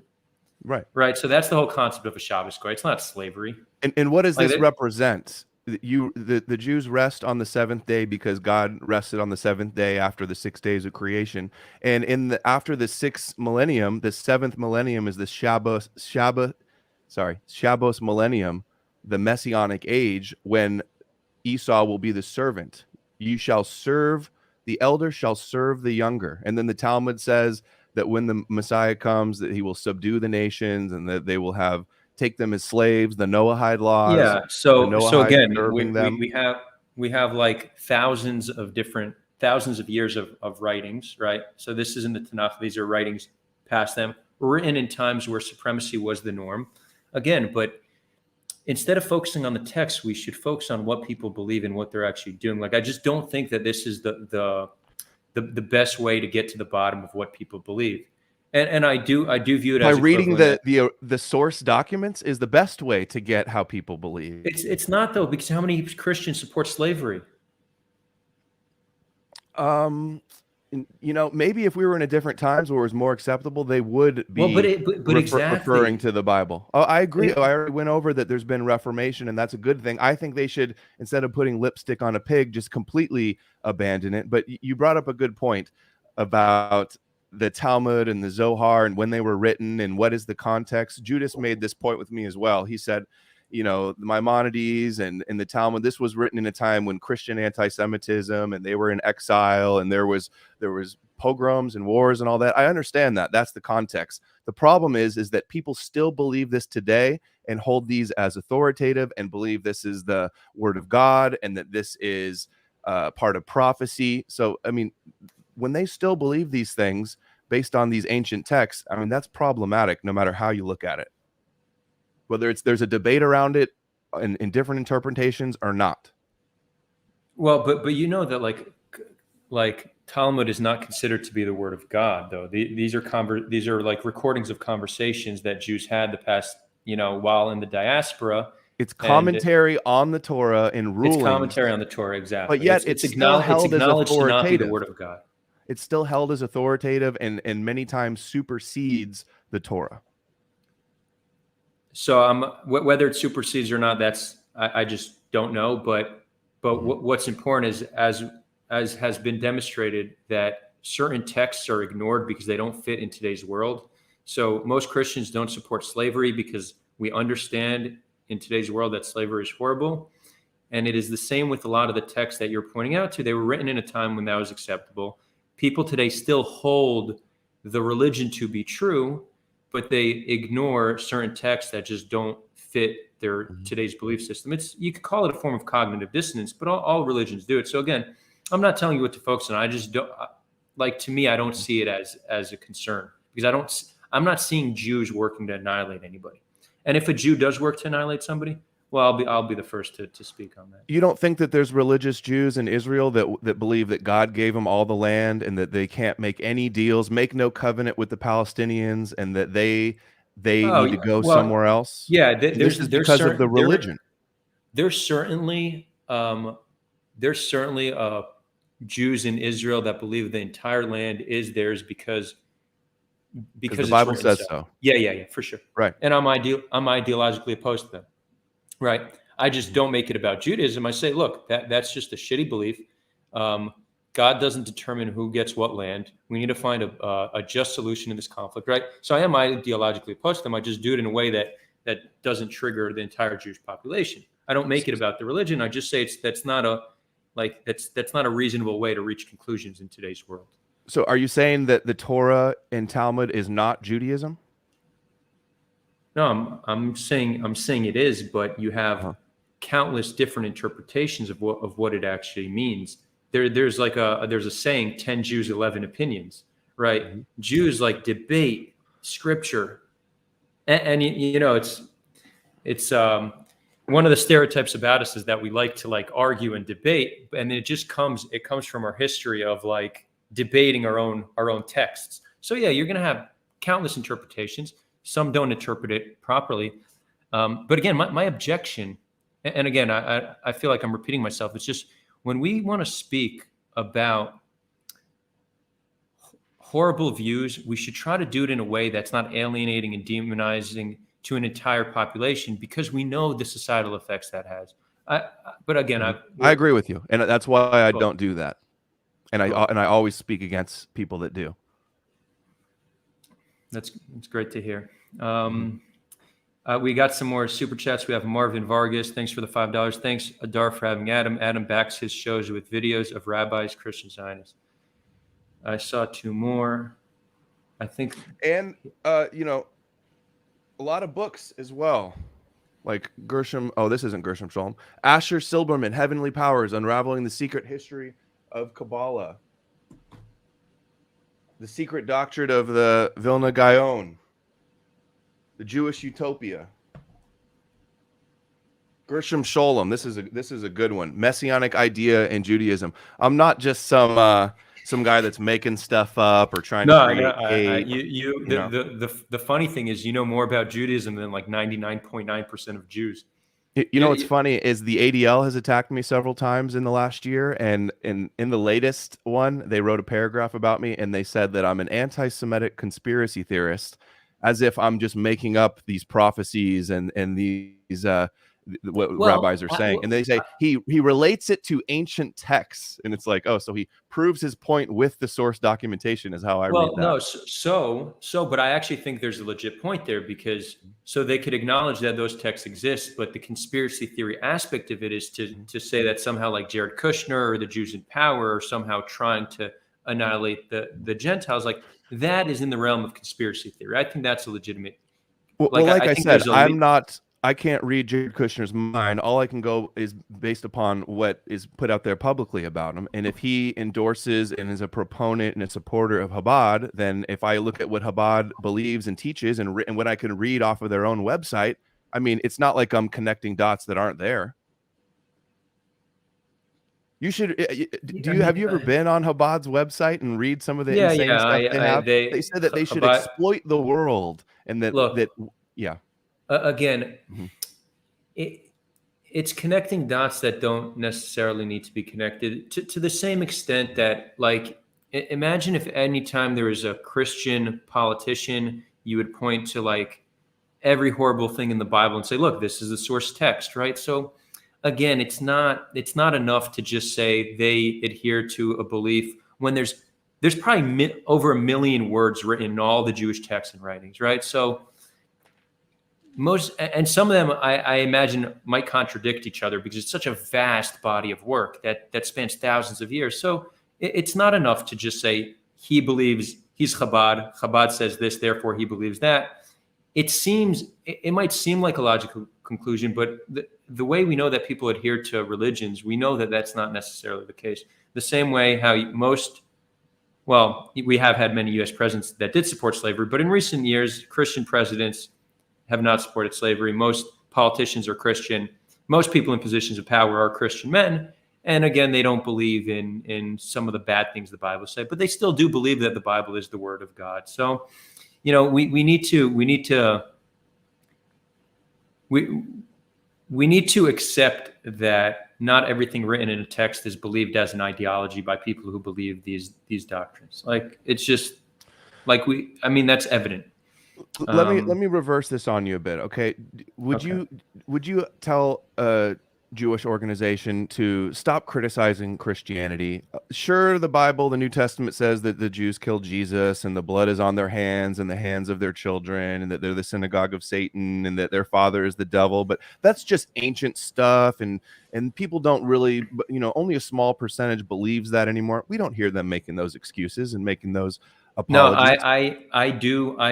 If somebody is like criticizing Christianity because of certain things it says, I would object to that. I would say if there's a politician that is saying the Jews killed Jesus, then you can call that person out, right? Again, I'm more interested in people and what they believe, not trying to attribute people's beliefs based off source text, because the source text, it's not obvious that that's what they believe in, and we know that to be the case. So no, I'm against attacking Christianity. I don't believe these religions are the word of God, but I have no interest in attacking something that someone finds very important to them. I'm just gonna call out somebody's belief if I view it to be harmful. Christianity has led to persecution and pogroms and they believe but it's not culminating today, in the Holocaust. And you may not want to criticize that, but a whole lot of other people do, and that's no different than what I'm doing criticizing Judaism.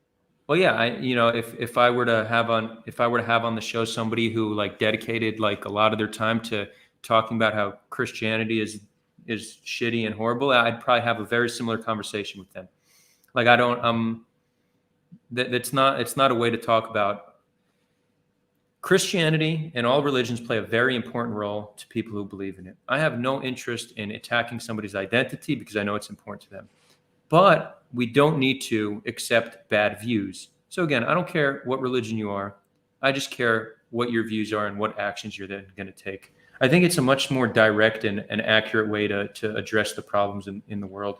Because you could be a Christian, that doesn't tell me much about what you actually believe, right? You have like left-wing Christians, you have right-wing Christians, you have Christian socialists, and you have like anarchist Christians. So I don't, I'm going to view everyone as just sorry to interrupt. Just as so many Jews have a zero tolerance policy and are mobilizing and working together to combat any form of anti-Semitism, I'm doing the same thing, but from the other side, having zero tolerance and exposing Jewish supremacy or anti-Gentile worldviews, just the same as the Jews are doing. Yeah, I just don't think either. I don't think that Christianity or Judaism is like a real issue. Like, really? I don't. You don't see all the conflict. Look, you live in the Holy Land, and you don't see that. I mean, what else could be I'll tell you the why. source of the conflict besides the religion? I think generally speaking, we have a problem with like human nature, and that we're like we're loving to our in-group and hateful towards our out-group. And again, the problem I described before, that we have these like large political systems, but people only care for their family and their small group of friends. And when I look at that and those problems, that happens in atheist systems. It could happen in religious systems. It's true that people have killed in the name of God, right? But I don't think that that is the driving force behind why people do things. I think people harm others, generally speaking, because another deeper need that's not being met, right? It could be like socioeconomic despair. It could be lack of meaning. Um, and I think the majority of the reason why people are doing bad things is not because their religion said so. It's something deeper underlying, something primal. And what they do is they then will use doctrine to justify it. And you can find examples where this isn't the case. Like there genuinely might be somebody who had a good life. And I think I think in Islam, there's some good examples of this. Like you'll have somebody who's like highly educated and has money, but will then like carry out like a suicide attack because they genuinely believe that they're going to get virgins in heaven. Motivated right? by religion. Yeah. Yeah. So I would say like there are examples. And I do think that the religious component to the Israel-Palestine conflict makes it so much more difficult. So I do see religion as sometimes getting in the way and causing harm. But I mean, if we look at like the amount of people that died like under communism, they were all atheists. So it's hard for me to attribute it to belief in God or lack of belief in God, because I do see that people are brutalized, whether in atheist societies and in non-atheist societies. What's clear is that you don't need, and this is where I object to many religious people. They say, if you don't believe in God, you don't have a moral foundation. So I outright reject that. We do see that there are some countries that are pretty much like not entirely atheist, but like Scandinavian countries have some of the lowest crime in the world, and they are of the highest atheist population. So I'm certainly not making the claim that if you believe in religion, your society will be better off. But I don't think the reverse is true either. I think there's underlying issues that if they're met, generally speaking, people will be good. If there's enough resources to go around where everybody has a fair share of the pie and people have something to live for, I don't think people are generally going to hate other people. I think a lot of the hate we see is a result of socioeconomic despair and lack of meaning in today's world. And I attribute it a lot to a broken political system, misalignment of interests, and the mainstream media, which is fucking garbage.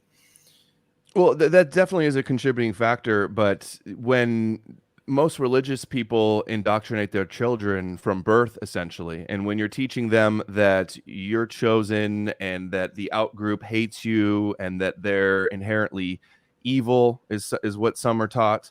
Your religion is again, your identity. It's not like these children are born hating everybody else. They're taught it at the earliest age that you're different, that everybody else is out to get you, that that you're special. Yeah, there's there are some people that are being raised as with some supremacist views, and these people come in all different religions, right? There's Christian supremacists, there's Jew supremacists, there's Black supremacists, and when you travel the world, you see that every ethnic group has some. Are there atheist supremacists though? Because you mentioned the atheist argument, and sure, communist atheist governments have killed lots of people, but they didn't do it in the name of not believing in God. They didn't do it following, based upon the doctrines and the religion. So I don't find that. You know what? Yeah. I'll even build on your point. Not only did they not do it in the name of no religion, but a lot of what made those regimes so horrible is believing in doctrines kind of in a dogmatic way, kind of like we believe in religion, like communism being like an inherent truth about the world, and you need to act a certain way. So there's still a dogmatism there, but I guess that's my point, that humans are very dogmatic, like that, and that's why I kind of started by talking about how deeply we believe in these stories and why I want us to question these stories, because I think these harmful stories don't only come in the form of Christianity and other religions, but also in the form of political ideology and other belief systems. And I agree, dogmas are a problem. That's why people, religion is a problem. And honestly, I'm a little bit surprised. I thought you as a secular person, I didn't imagine you would be defending religion so much. Well, because I think one of the most important things, like what I value, I want the world to be a better place, right? I want to elevate well-being. And when I look at what's needed for well-being, meaning is one of the single most important things for well-being. And I live in a country where 50% of the population is religious, not only Jewish population, but also the Palestinian population, very religious. And most of them get so much meaning from their belief, and they're good people. Like, they're genuinely good people. That doesn't mean I agree with everything they believe, but so yeah, I live amongst many religious people, and they're great people, and I see how much joy they get from believing in their religion. And because I value human well-being, I don't need to agree with it to still acknowledge that they have every right to believe that.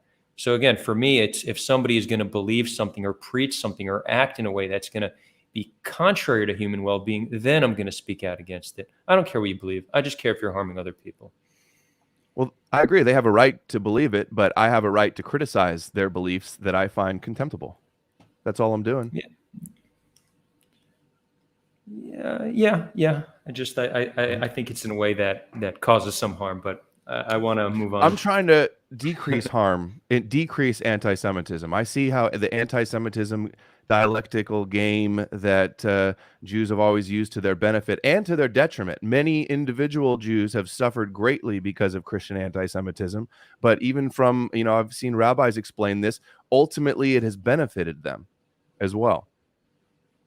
And for sure. strengthened them. Jewish identity is strong because of our haters. Zionism exists because of our haters. Yeah, for sure. Right. We do have some more super chats. And that's the type of kind of hate that I'm not a proponent of. Cool.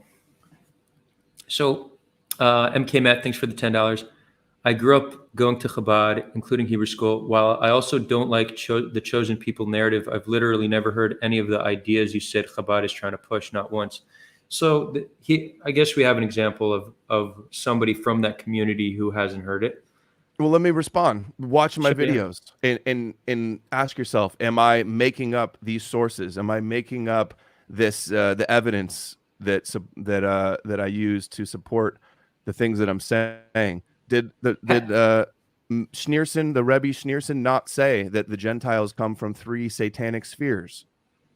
And the rest of the Rebbes have some pretty awful supremacist quotes as well. Read Amalek Goyim. It's a book written by one of the first Rebbes. It's all there. I'm not making this stuff up. I would never want to make up something to create hatred towards people. I'm not that type of a person that would make something up. I don't have to make anything up. In fact, the more I research, the worse it seems to get. And I think I present it in a very fair and balanced and honest, in an honest way. I think what MK Matt is, I think what MK Matt is saying, I don't know if he's saying it doesn't exist. I think he's trying to show that even somebody in Chabad has never heard them. So I think he's just pointing to the fact that it is quite fringe. But it would be interesting. Have you debated a Chabad rabbi? No, I've wanted to. The closest is Duvid. He's not a Chabad rabbi, but he does, I believe, attend Chabad. Like here's one. Here, let me just read real quick. Okay, this is from Shneur Zalman, the first Rebbe of Chabad Lubavitch. This is his quote. Okay, Gentile souls are of a completely different and inferior order. They are totally evil with no redeeming qualities whatsoever. All Jews were innately good. All Gentiles innately evil. Yeah, I mean, I don't deny that quote exists. I just deny that is in any way accepted by a significant amount of Jews. Okay, so. Chabad paid for an advertisement on a bus in Israel. It's in Hebrew, and it says, the non-Jew doesn't want anything. He's waiting to be told what the Jew wants, and that we're only here on earth. We were only created here on earth to serve them, is the mindset that they have. I've actually never seen that, but that's pretty fucked up if that's true. It is. So yeah. Hold on, I want to read another question. This is from BBS. BBS is our decentralized Reddit built using blockchain technology. Whoever wants to join the Sulha BBS, I will put. I'm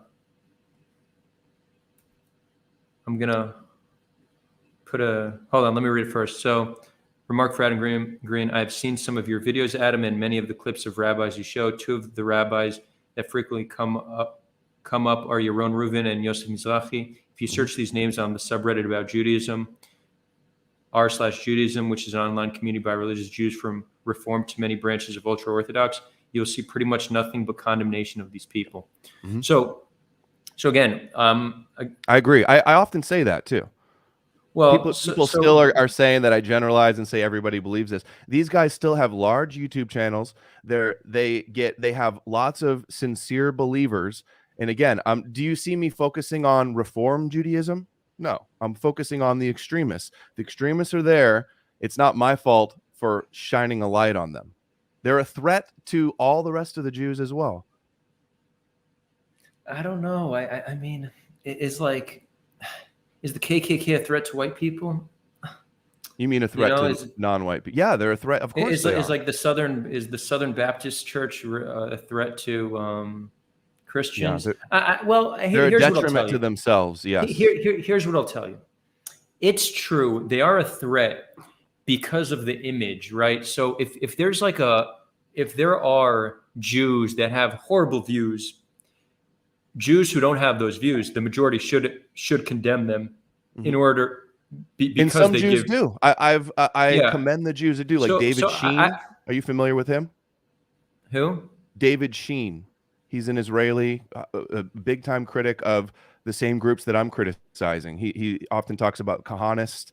Also, Gilad Atzmon is another one that's critical of these things. Yeah. So I mean, I hear that case that you say that it's harmful. It's harmful for the image, but like the idea that these people actually have any power to do something with their views, it's just that's where I think, we have our biggest disagreement.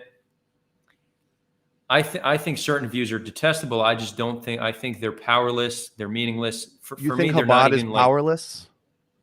I think that's dishonest. They're not powerless. No, they have tremendous influence. This is well known. I don't think Chabad is powerless. I think the individuals that think that Gentiles should be annihilated are such a minuscule amount. They don't hold much power. They're not going to affect the world in any meaningful way.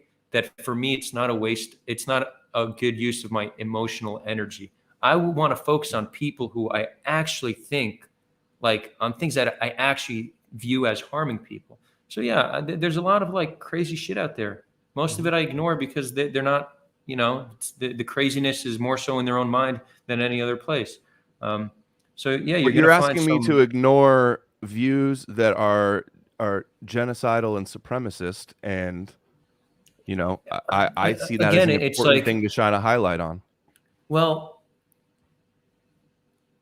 let's say the way to look at it is, let's say you don't shine a light. Let's say nobody talks about it.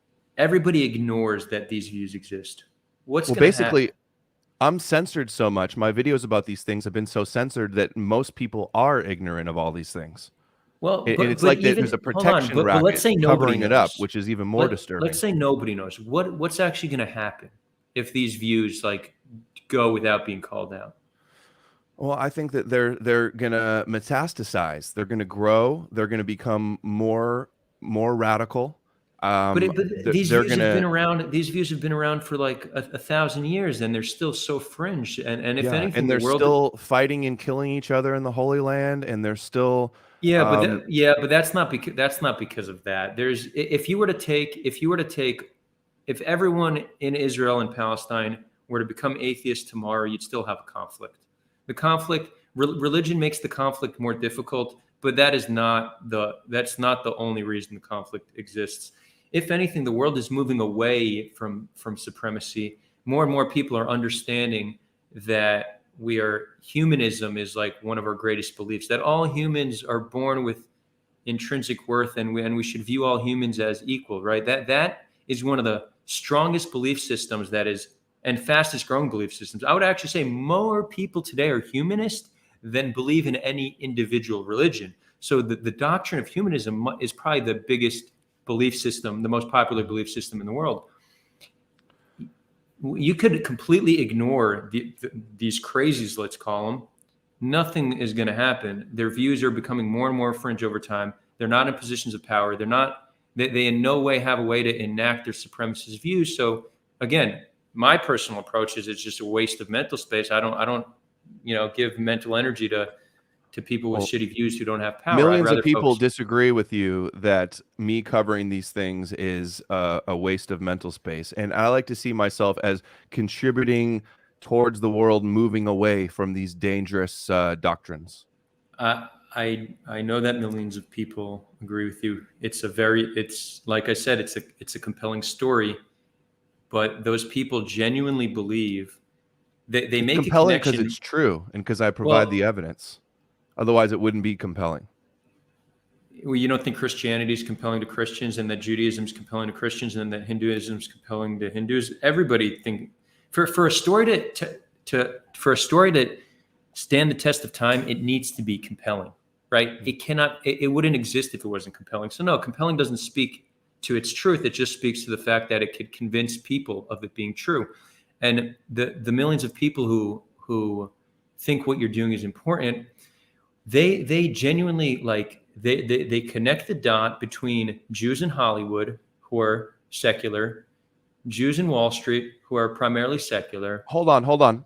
Just let me stop you there. Not all Jews in Hollywood are secular. Viacom, the biggest media company in the world and maybe in all-time history, is owned by an Orthodox Jewish woman, Rothstein, and she was formerly married. Her husband was a top Hasidic rabbi trained in Kabbalah in Jerusalem, and he was on the board for many years in Viacom. So well, I agree. Many of them are secular. As I said, sometimes Well, even secular no, Jewish people okay. still So there, retain some anti-Gentile, anti-Western, no, pro-Jewish biases. not Yep. anti-Western. I would say it's possible that there's some anti-Gentile sentiment because, generally speaking, when people are oppressed by another group, then they have sentiment, and it takes a few generations. It takes a few generations for that trauma to heal, and most Jews are healing from trauma from the Holocaust or Inflicted uh, by anti-Semitic Christians. And where did that originate? From Saul the wait, Pharisee. but Adam, Well, that's where it that's came from. but it's And then besides the point. rabbis say this Wait, fulfills our I want to stay. prophecy. I want to stay on Okay. topic. I want to stay on topic. Oh, I think it is on You topic. But go ahead. like thinking no, because you now want to get to you want to do a deep dive into the Holocaust and Jewish No, I didn't say oppression in the anything about past. that. I'm talking about Christian anti-Semitism and Okay, the dynamic that has played. It's like they're two sides of a coin. They're codependents. They enable each other. They need each other. It's the dialectic between Christianity and Judaism. It's been the battle that's been waged, and Islam as well, for the last 2,000 years. yeah, I don't know. I need to think about that point. To me, it sounds like a form of counter mythology. The relationship they have. I think It's today an the world is antithesis, yes. so. Mhm. Saying that some Jews still, some secular Jews still harbor some anti-Gentile sentiment. Mhm. Yeah, I mean, generally speaking, when you are oppressed by a group of people, it'll take a generation or two to heal from that. Let me give you an example. Like my grandma, who's a Holocaust survivor, Well, don't her entire family. generalize all white people. They're Well, again, generalizing if that's the case. But go ahead. Sorry, I don't want to interrupt. Go I'm ahead. telling you, I'm telling Yeah. you that a natural Mhm. result of being oppressed by a group of people is fearing that group of people, right? The Mhm. reason why a lot of Black Americans have anti-white sentiment is because of their history, um, being slaves, being second-class citizens. It's understand. We need to give people time to heal. So having some internal sentiment is not novel. It exists. Most people have some group biases. We should obviously work past that, but it's not unique to Jews. Most groups have some sentiment like this. I was telling you about my grandma, who's a Holocaust survivor. Her entire family, besides her sister and her mom, were killed, and she won't get in a Mercedes because it's a German car, right? And then I look at my mother, who is one generation past, and she also, you could see that she's way past more healed than my grandmother, being one generation removed. But she also has, you could see how her upbringing in a home of a Holocaust survivor has affected her. And here I am 2 generations and I'm a level above healed. So the more generations that we go from being harmed by another group, the easier it is for us to be integrated within one another. So I don't, pointing to Let, some amount of group bias, it yeah. exists. But I wanted to finish the point about, Viacom, you say she's religious. Again, we still don't know what she actually believes. But ultimately, the people who believe in what you say and think it's important, they really do think that the Jews in power, those Jews are trying to control the world and annihilate the Gentiles. Like they genuinely believe that. But most of those Jews, they're American, right? They might be Jewish, but they're American. They're not any different than a Christian American. They're just trying to live and provide for their families. Yeah, Many of them have do more well in certain loyalty to industries. Israel. Some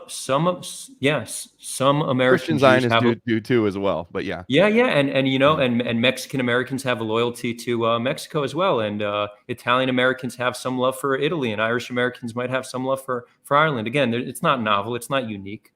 So every group. I think it is a little. It is unique in the terms of AIPAC. We don't see the. I saw recently that the lobbying spent is like $6 billion towards Israel. I don't think anything is comparable to that for any other country. No. That's not true. Can I back you up? I believe it is true. I have the lobbying numbers here. You know that like Saudi Arabia spends more. There's a whole bunch of countries that spend more on lobbying than Israel does. You're talking about time to heal. I was actually at a stand-up comic show last night, and there was a Jewish comedian there who was hilarious. And one of his jokes was that we celebrate Passover. This is that we were slaves 5,000 years ago. And he joked about how that was so long ago, and we're still celebrating this being slaves every year. And he was making light of that. And this idea that you're being hated and you're just defending yourselves and you need to destroy your enemies. This all originates with the fictional story of the Exodus in Amalek. Amalek came and wanted to kill us, so we have to blot them out and never forget. This idea that you never forget. The narrative in the Jewish community is not to move on and let's heal. It's never forget. So they're actually discouraging people coming together in that sense. I don't know. I think that might be a mischaracterization of what they mean. So it's true that if you look, there's actually a funny chart on Jewish holidays, and we have a lot of holidays. A significant amount, like a third or half of them, have to do with another group of people trying to kill us, which shows how much like us being attacked is part of our history.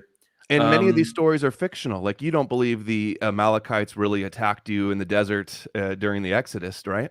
It's a fictional story that's still used today as this weird, but you're reverse psychology inversion. Yep. Yeah. I mean, I clearly don't take the Torah as a historic book. There might be some aspects of it that are historic. So, for example, you have like the Great Flood, Noah's Ark. So that story is actually written in over 100 different religions around the world. They speak of a great flood. So potentially there was a great flood and different cultures wrote about it, right? So that's a theory. But or there was a flood one place and then everybody just copied it. I don't think the whole world was covered in water. No, not the entire world. There's some like archaeological evidence that there was like a giant flood in the Middle East a few thousand years ago. But yeah, it's also possible it was copied. It's an interesting point you make about like a lot of Jewish history being about us being attacked. But generally speaking, I think that doesn't get in the way of like never forget means to just be resilient, right? Like that's the saying behind Israel's existence. Never forget and never again. Because the whole idea is that when we are weak, when we're the minority, when other people are in control of us, look what can happen. And then we have a long history to back up what happens when we're the minority. So the whole concept to justify Zionism for a continued period of time. And when I say Zionism, I'm not talking about religious belief. I'm talking about Jews having a homeland of their own in Israel. The reason they say never forget is because if we forget, we might let it happen again. I don't think so it doesn't mean don't forgive, don't like love your fellow neighbors. I don't think that's what it's about. I think it's that remember what happened when we're weak, remember what happened when we were a minority and our destiny was left in the hands of somebody else. Again, and that's very much a response to our history. But this, let me interrupt. This originates with a fictional story of Amalek, and it's almost acts as a self-fulfilling prophecy. And I see plenty of rabbis online interpreting the idea that anybody that doesn't believe that the Jews are God's chosen people and that the Hebrew is the Torah is the word of God, that is the definition. Anybody that doubts that they're chosen is the definition of Amalek and is a threat to them. So I don't know much. I don't know enough about the story of Amalek to know if it's like actual history, but it's more likely that that story, if it's not literally true, was written because Jews were attacked. So there are many historical instances where Jews were murdered and oppressed along history, right? Both in Israel and in the diaspora. So what's probably more likely is there was an attempt to genocide Jews. Perhaps it was successful. And in that happening, some story was created to describe that reality. That's more likely. It's not that Jews just created like some mythology that we got attacked, and because we created that mythology, people just start attacking us. That's less likely to be the case.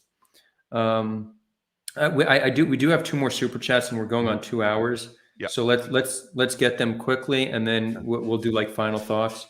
Okay. Israel Advocacy Movement, Joseph, thank you for the £5. Question to both: did either of you change your mind because of the arguments presented in this conversation?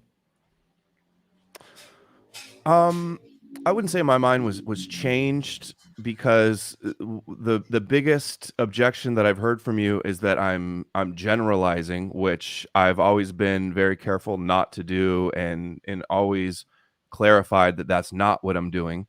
I've always just strongly discouraged true anti-Semitism and hating people, hating all Jews, blaming all Jews, saying Jews are the source of all things. I've always said that's not the case, and that's not helpful, and that actually plays into their hands. Definitely always discourage any type of violence, and I'm also trying to discourage Christian anti-Semitism, and the Christians will attack me viciously for that. Just go search my name on Bitchute and see all of the malicious attacks of people saying that I'm Jewish or work for Mossad or whatever. I saw someone do like a gematria of your name, and yeah, they also say I'm a Rothschild. I'm a secret Rothschild is another one.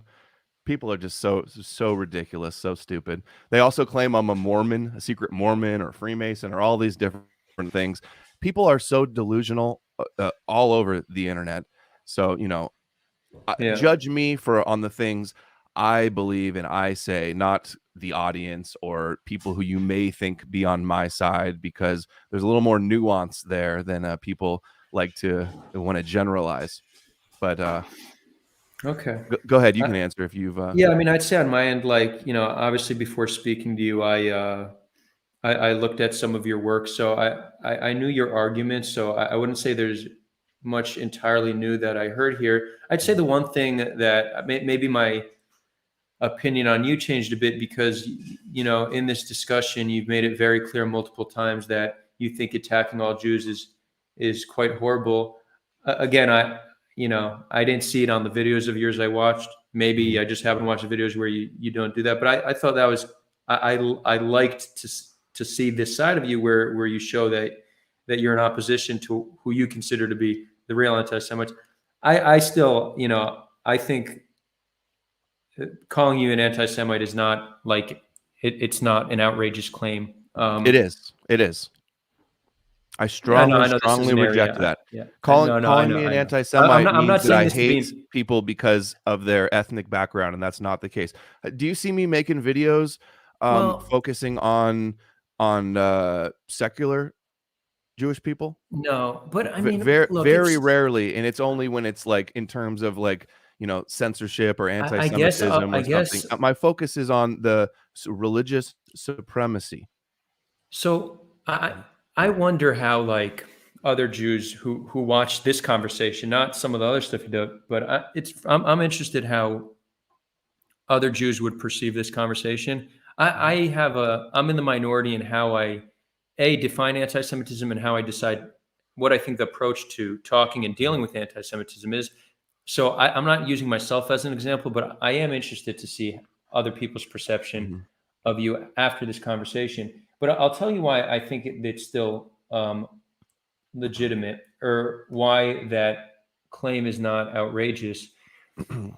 Because if you were to see somebody, again, focus their time on white supremacy and whiteness and really talk about it in a way like disgust I don't and focus on Jews. I actually have more disgust for the Christian Zionists for being dupes and wait, slaves to this foreign well, ideology.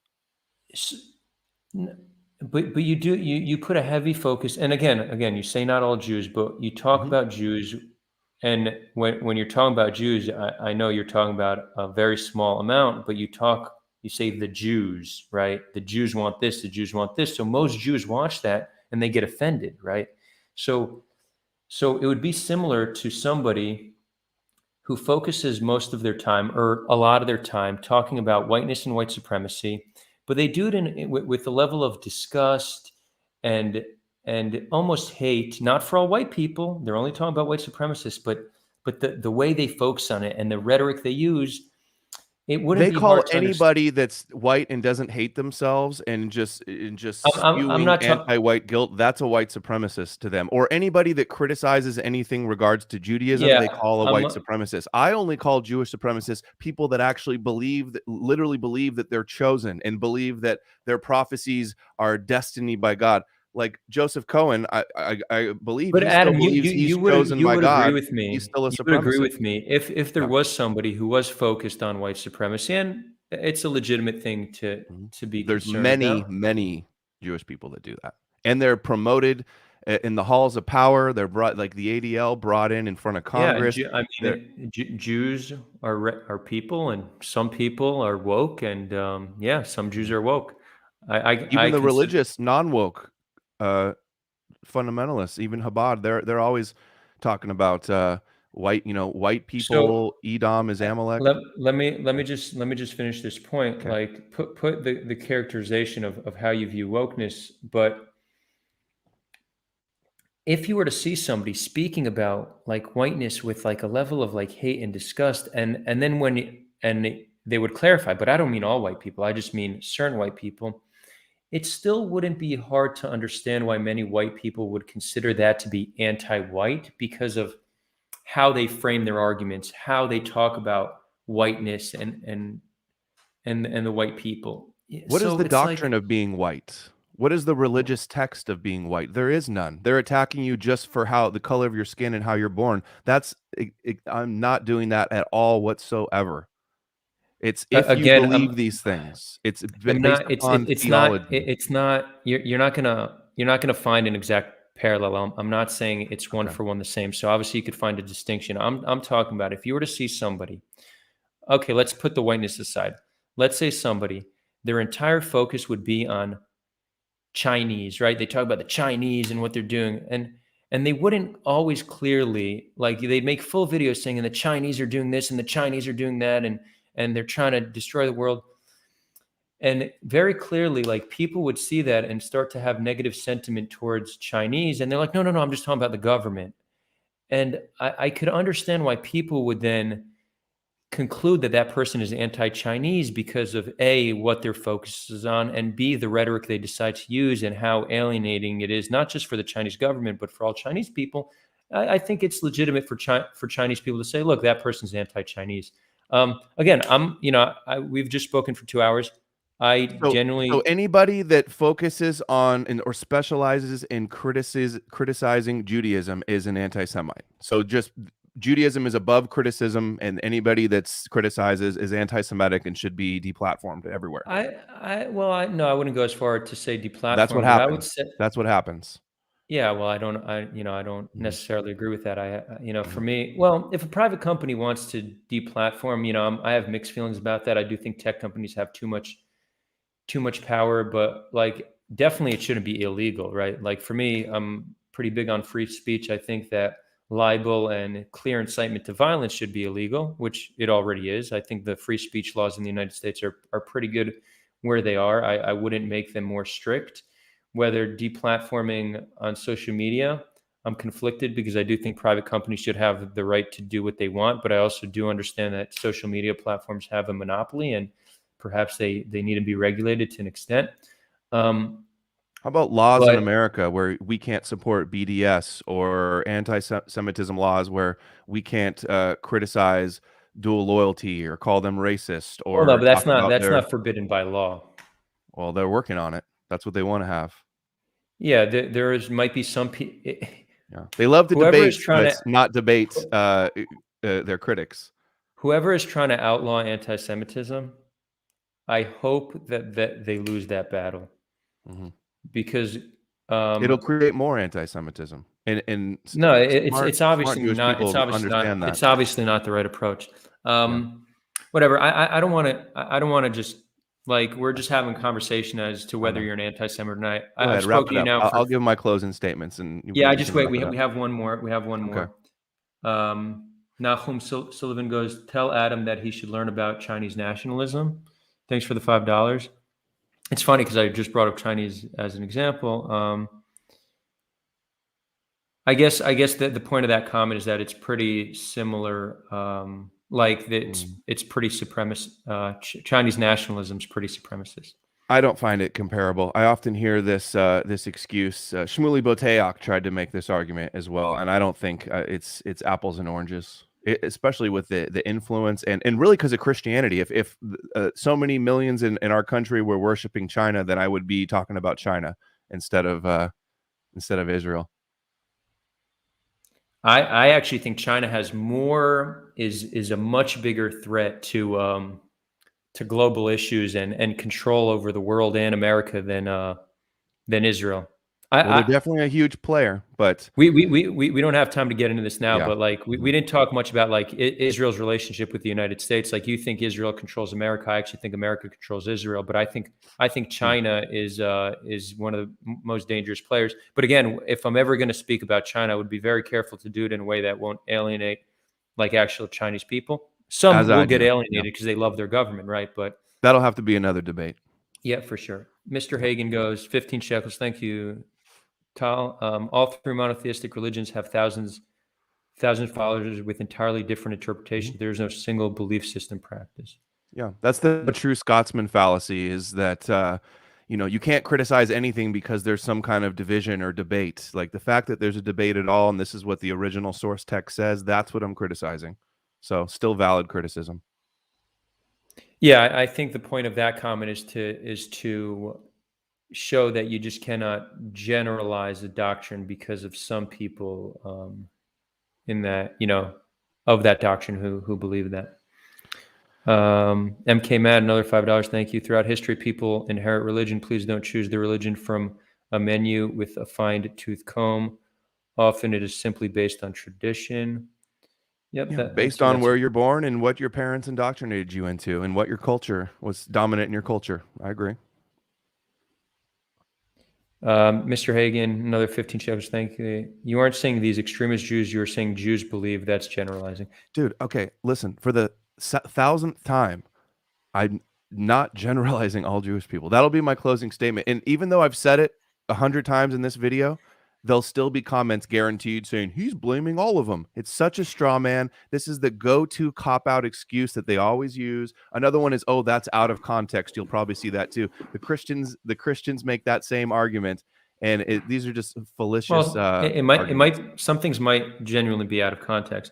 But I look, Mr. Hagen, who wrote that, is a friend of mine, somebody who's intellectually honest and not like super emotionally driven. I do think, and maybe if you take something out of this conversation, pay attention, like when you're actually talking about Jews, how you talk about Jews, and maybe be clear in the distinction that How it's many times have I made it clear that I'm always no, clear? but Adam, Yeah. you've made it clear multiple times here, without a doubt. Yeah. But when you do a live stream alone, a 2-hour thing where you're talking about Jews, like I watched a 2-hour video of yours, and you did not. Well, maybe you didn't need to make go that back and distinction. rewatch it. And if I didn't do it in that video, I do it in Yeah, basically every other video. I'm telling you, just from what I've seen, I didn't see that distinction. All right. Well, you've seen like 2 videos. I've made like over 500 over 6 years. I got And then unlucky with the ones I watched. somebody in the chat says that I'm jealous. Menachem says I'm jealous. That type of I attitude creates yeah, much more anti-Semitism. I hate that shit. I hate that shit. Yeah, I see it all the time too. Even I'll even go. Hold on, let me just read this. Marvin Vargas, Adam mentioned Cynthia McKinney, Jim Trafiant, Sheldon Allison, DeSantis flying to Israel and signing anti-BDS. Yeah. Yeah, okay. So Jews are anti-BDS. I mean, that's okay. I'm not sure I understand the point. Let me say the thing about jealousy. It is possible, like generally speaking, when I think one of the drivers behind anti-Semitism is when there's a small group of people that have a disproportionate amount of wealth, there begins to be some animosity. That animosity can be described as jealousy, but I would say, and again, and it's the point I keep honing in on, our language is very important. And even if you think there might be jealousy, that's not something you should say because that is just fanning the flames of hate. Try to describe it in other terms. Like there's just how we conduct ourselves, how we communicate is so important to just the way the world looks in general. So yeah, I'm not on board with that. Hold on. Well, we got a lot of. Why aren't these super chats? Hold on, I just pressed. Adam, if you really got to go, like you could hop off. I'm I don't. gonna I can give the hang super on a few chats. more minutes. Okay, cool. I Marvin enjoy Vargas. taking Oh no, questions from your audience. huh? I enjoy taking questions from your audience. Yeah. I think this has actually been ultimately a productive session. What are you seeing in your chat? You're also live streaming this, right? Yeah, but I've been looking mostly at yours. I haven't been looking at mine. But I Okay. do appreciate everyone that donated today on Odyssey. Yeah, did you get a bunch? I got a few. Yeah. Cool. Let's see. I can. Marvin Vargas, another $5. Thank you, Marvin. Adam mentioned Trump's interview on Ari Hoffman podcast. U.S. Congress being controlled by Israel, and rightfully so. Yeah, I saw that. I mean, that's a very Yeah, it's Trump like comment. we're not even allowed to question Jewish power in the United States over our politics.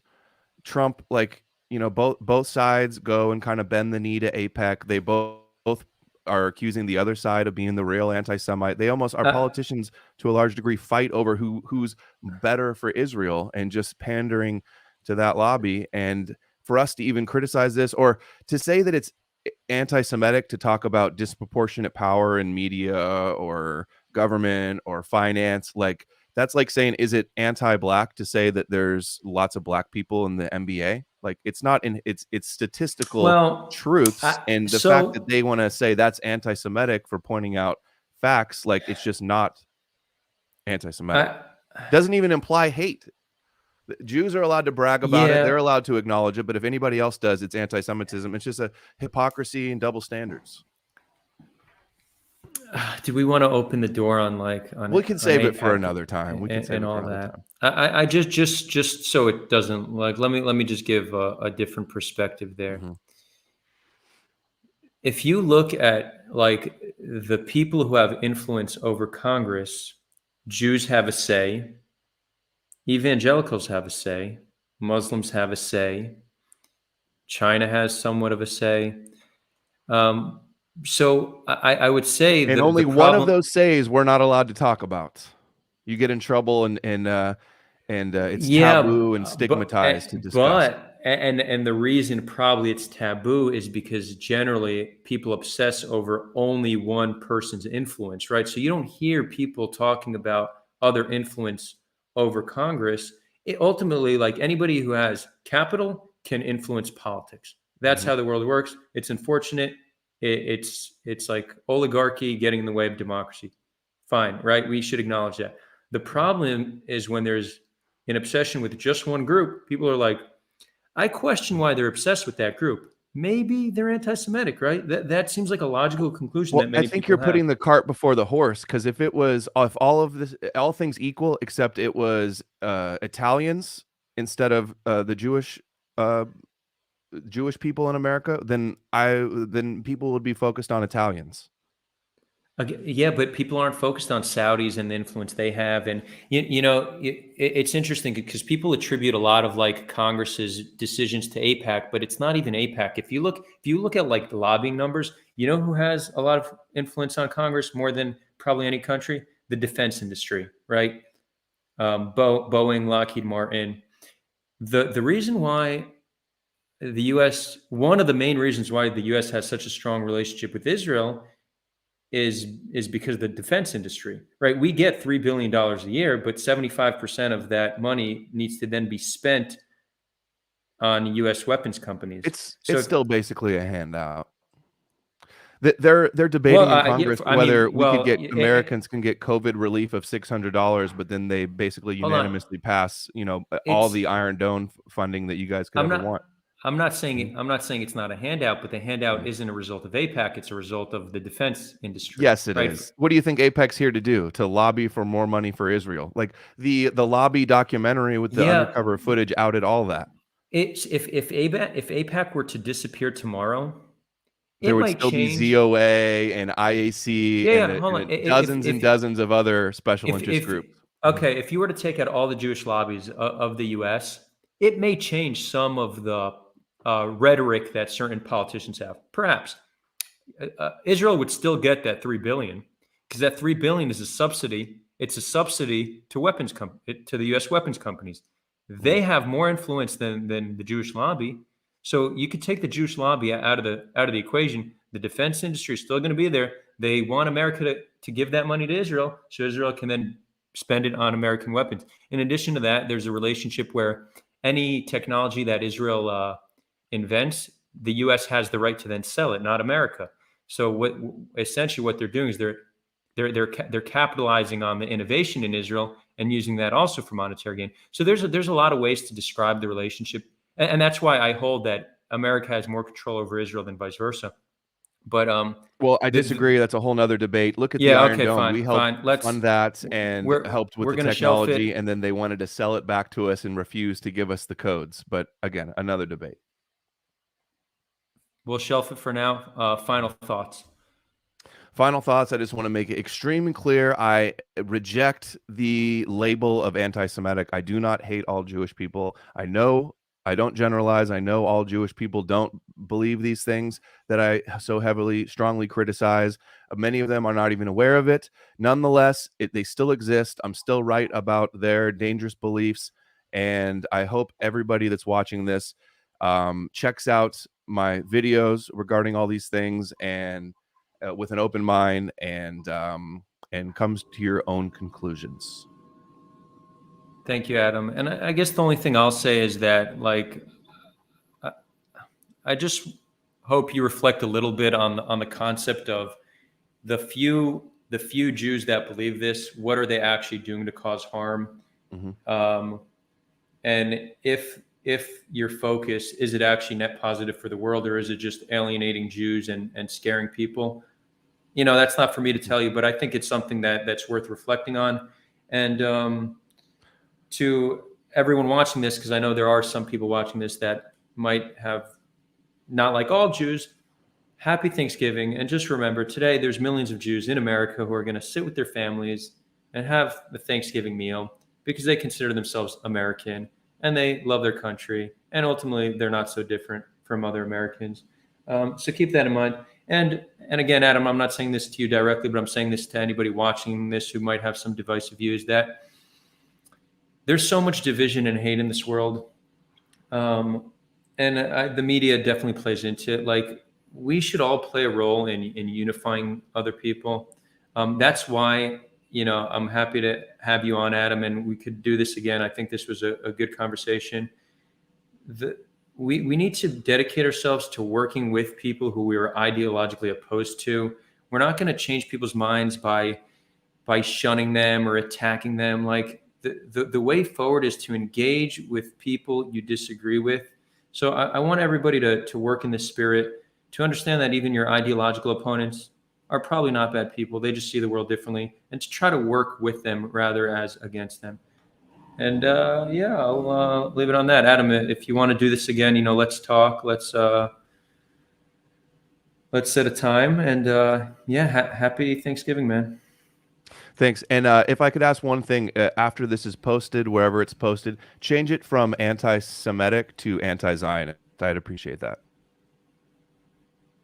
Because I soundly reject the notion that I'm anti-Semitic. And that's a very dangerous accusation to be thrown around at people. Yeah. Like just so people know that you did agree to me using that title. I'll tell you my objection to it. It's because anti-Zionist, we have anti-Zionists on the show, so it would make the. But that's what I am. I'm not an anti-Semite by definition. Yeah, I mean, but your definition of Zionism is different. If it's very important to you, I will respect your wishes and change that. It's clear that much less people will view it if I do that. And I obviously think this was a productive conversation, and obviously I want people to view it. YouTube might take it down. Is there? All right, let's talk about it on Skype. I'm not gonna it. I'll respect your wishes, but maybe we could find some kind of a compromise that will still give it appeal. Because me debating an anti-Zionist, I've done we have that all the time. It's not unique for the channel. This is the first time we've had someone with your particular. Well, I'm an anti-Zionist, so it's not the first time because I'm not anti-Semitic. Just not most people when they say, yeah, but most people's anti-Zionism is not critical of Judaism, the religion. Anti-Zionism just means I don't support the state of Israel's right to exist. That's what anti-Zionism means. For you being anti-Zionist is very, very different from what most anti-Zionists actually believe. So I don't even think it's a right. I don't think it's a right definition. What if the belief in Zion comes before the modern day Zionist movement? Precedes it. Yeah, but again, I mean, these terms have meaning. It's kind of like saying they do. That's why it's important that I'm not an anti-Semite and I'm an anti-Zionist. What if we put it in quotations? That's fine. That's fair. Okay, fine. Compromise. That changes everything. All right. Yeah. No, and then what we do, we let the people decide. They watch and decide. I have zero interest in bringing you on for people to view you as an anti-Semite. That's not my agenda. I think I knew that you and I having a conversation could be valuable, not only for us, but for people watching. And I hope people did find value in this. And I hope that people leaving here leave with a little bit more love in their heart and want to connect with their neighbors, because that's really our goal here. And that's what I'm doing too. That's why I try to, I'm trying to bring people together by saying, Christians shouldn't believe all the negative things they believe towards Jews, and Jews shouldn't believe all the negative things. They're both wrong. And I think you need to put these ancient, barbaric, hateful religions in the past. Great. Thank you, Adam. Have a great Thanksgiving. And yeah, let's catch up. Let's set something up. Maybe we could get a Chabad rabbi on for That'd be awesome. Debate. We'll talk. Cool, Adam. All right. Thank you. Talk soon. Take care.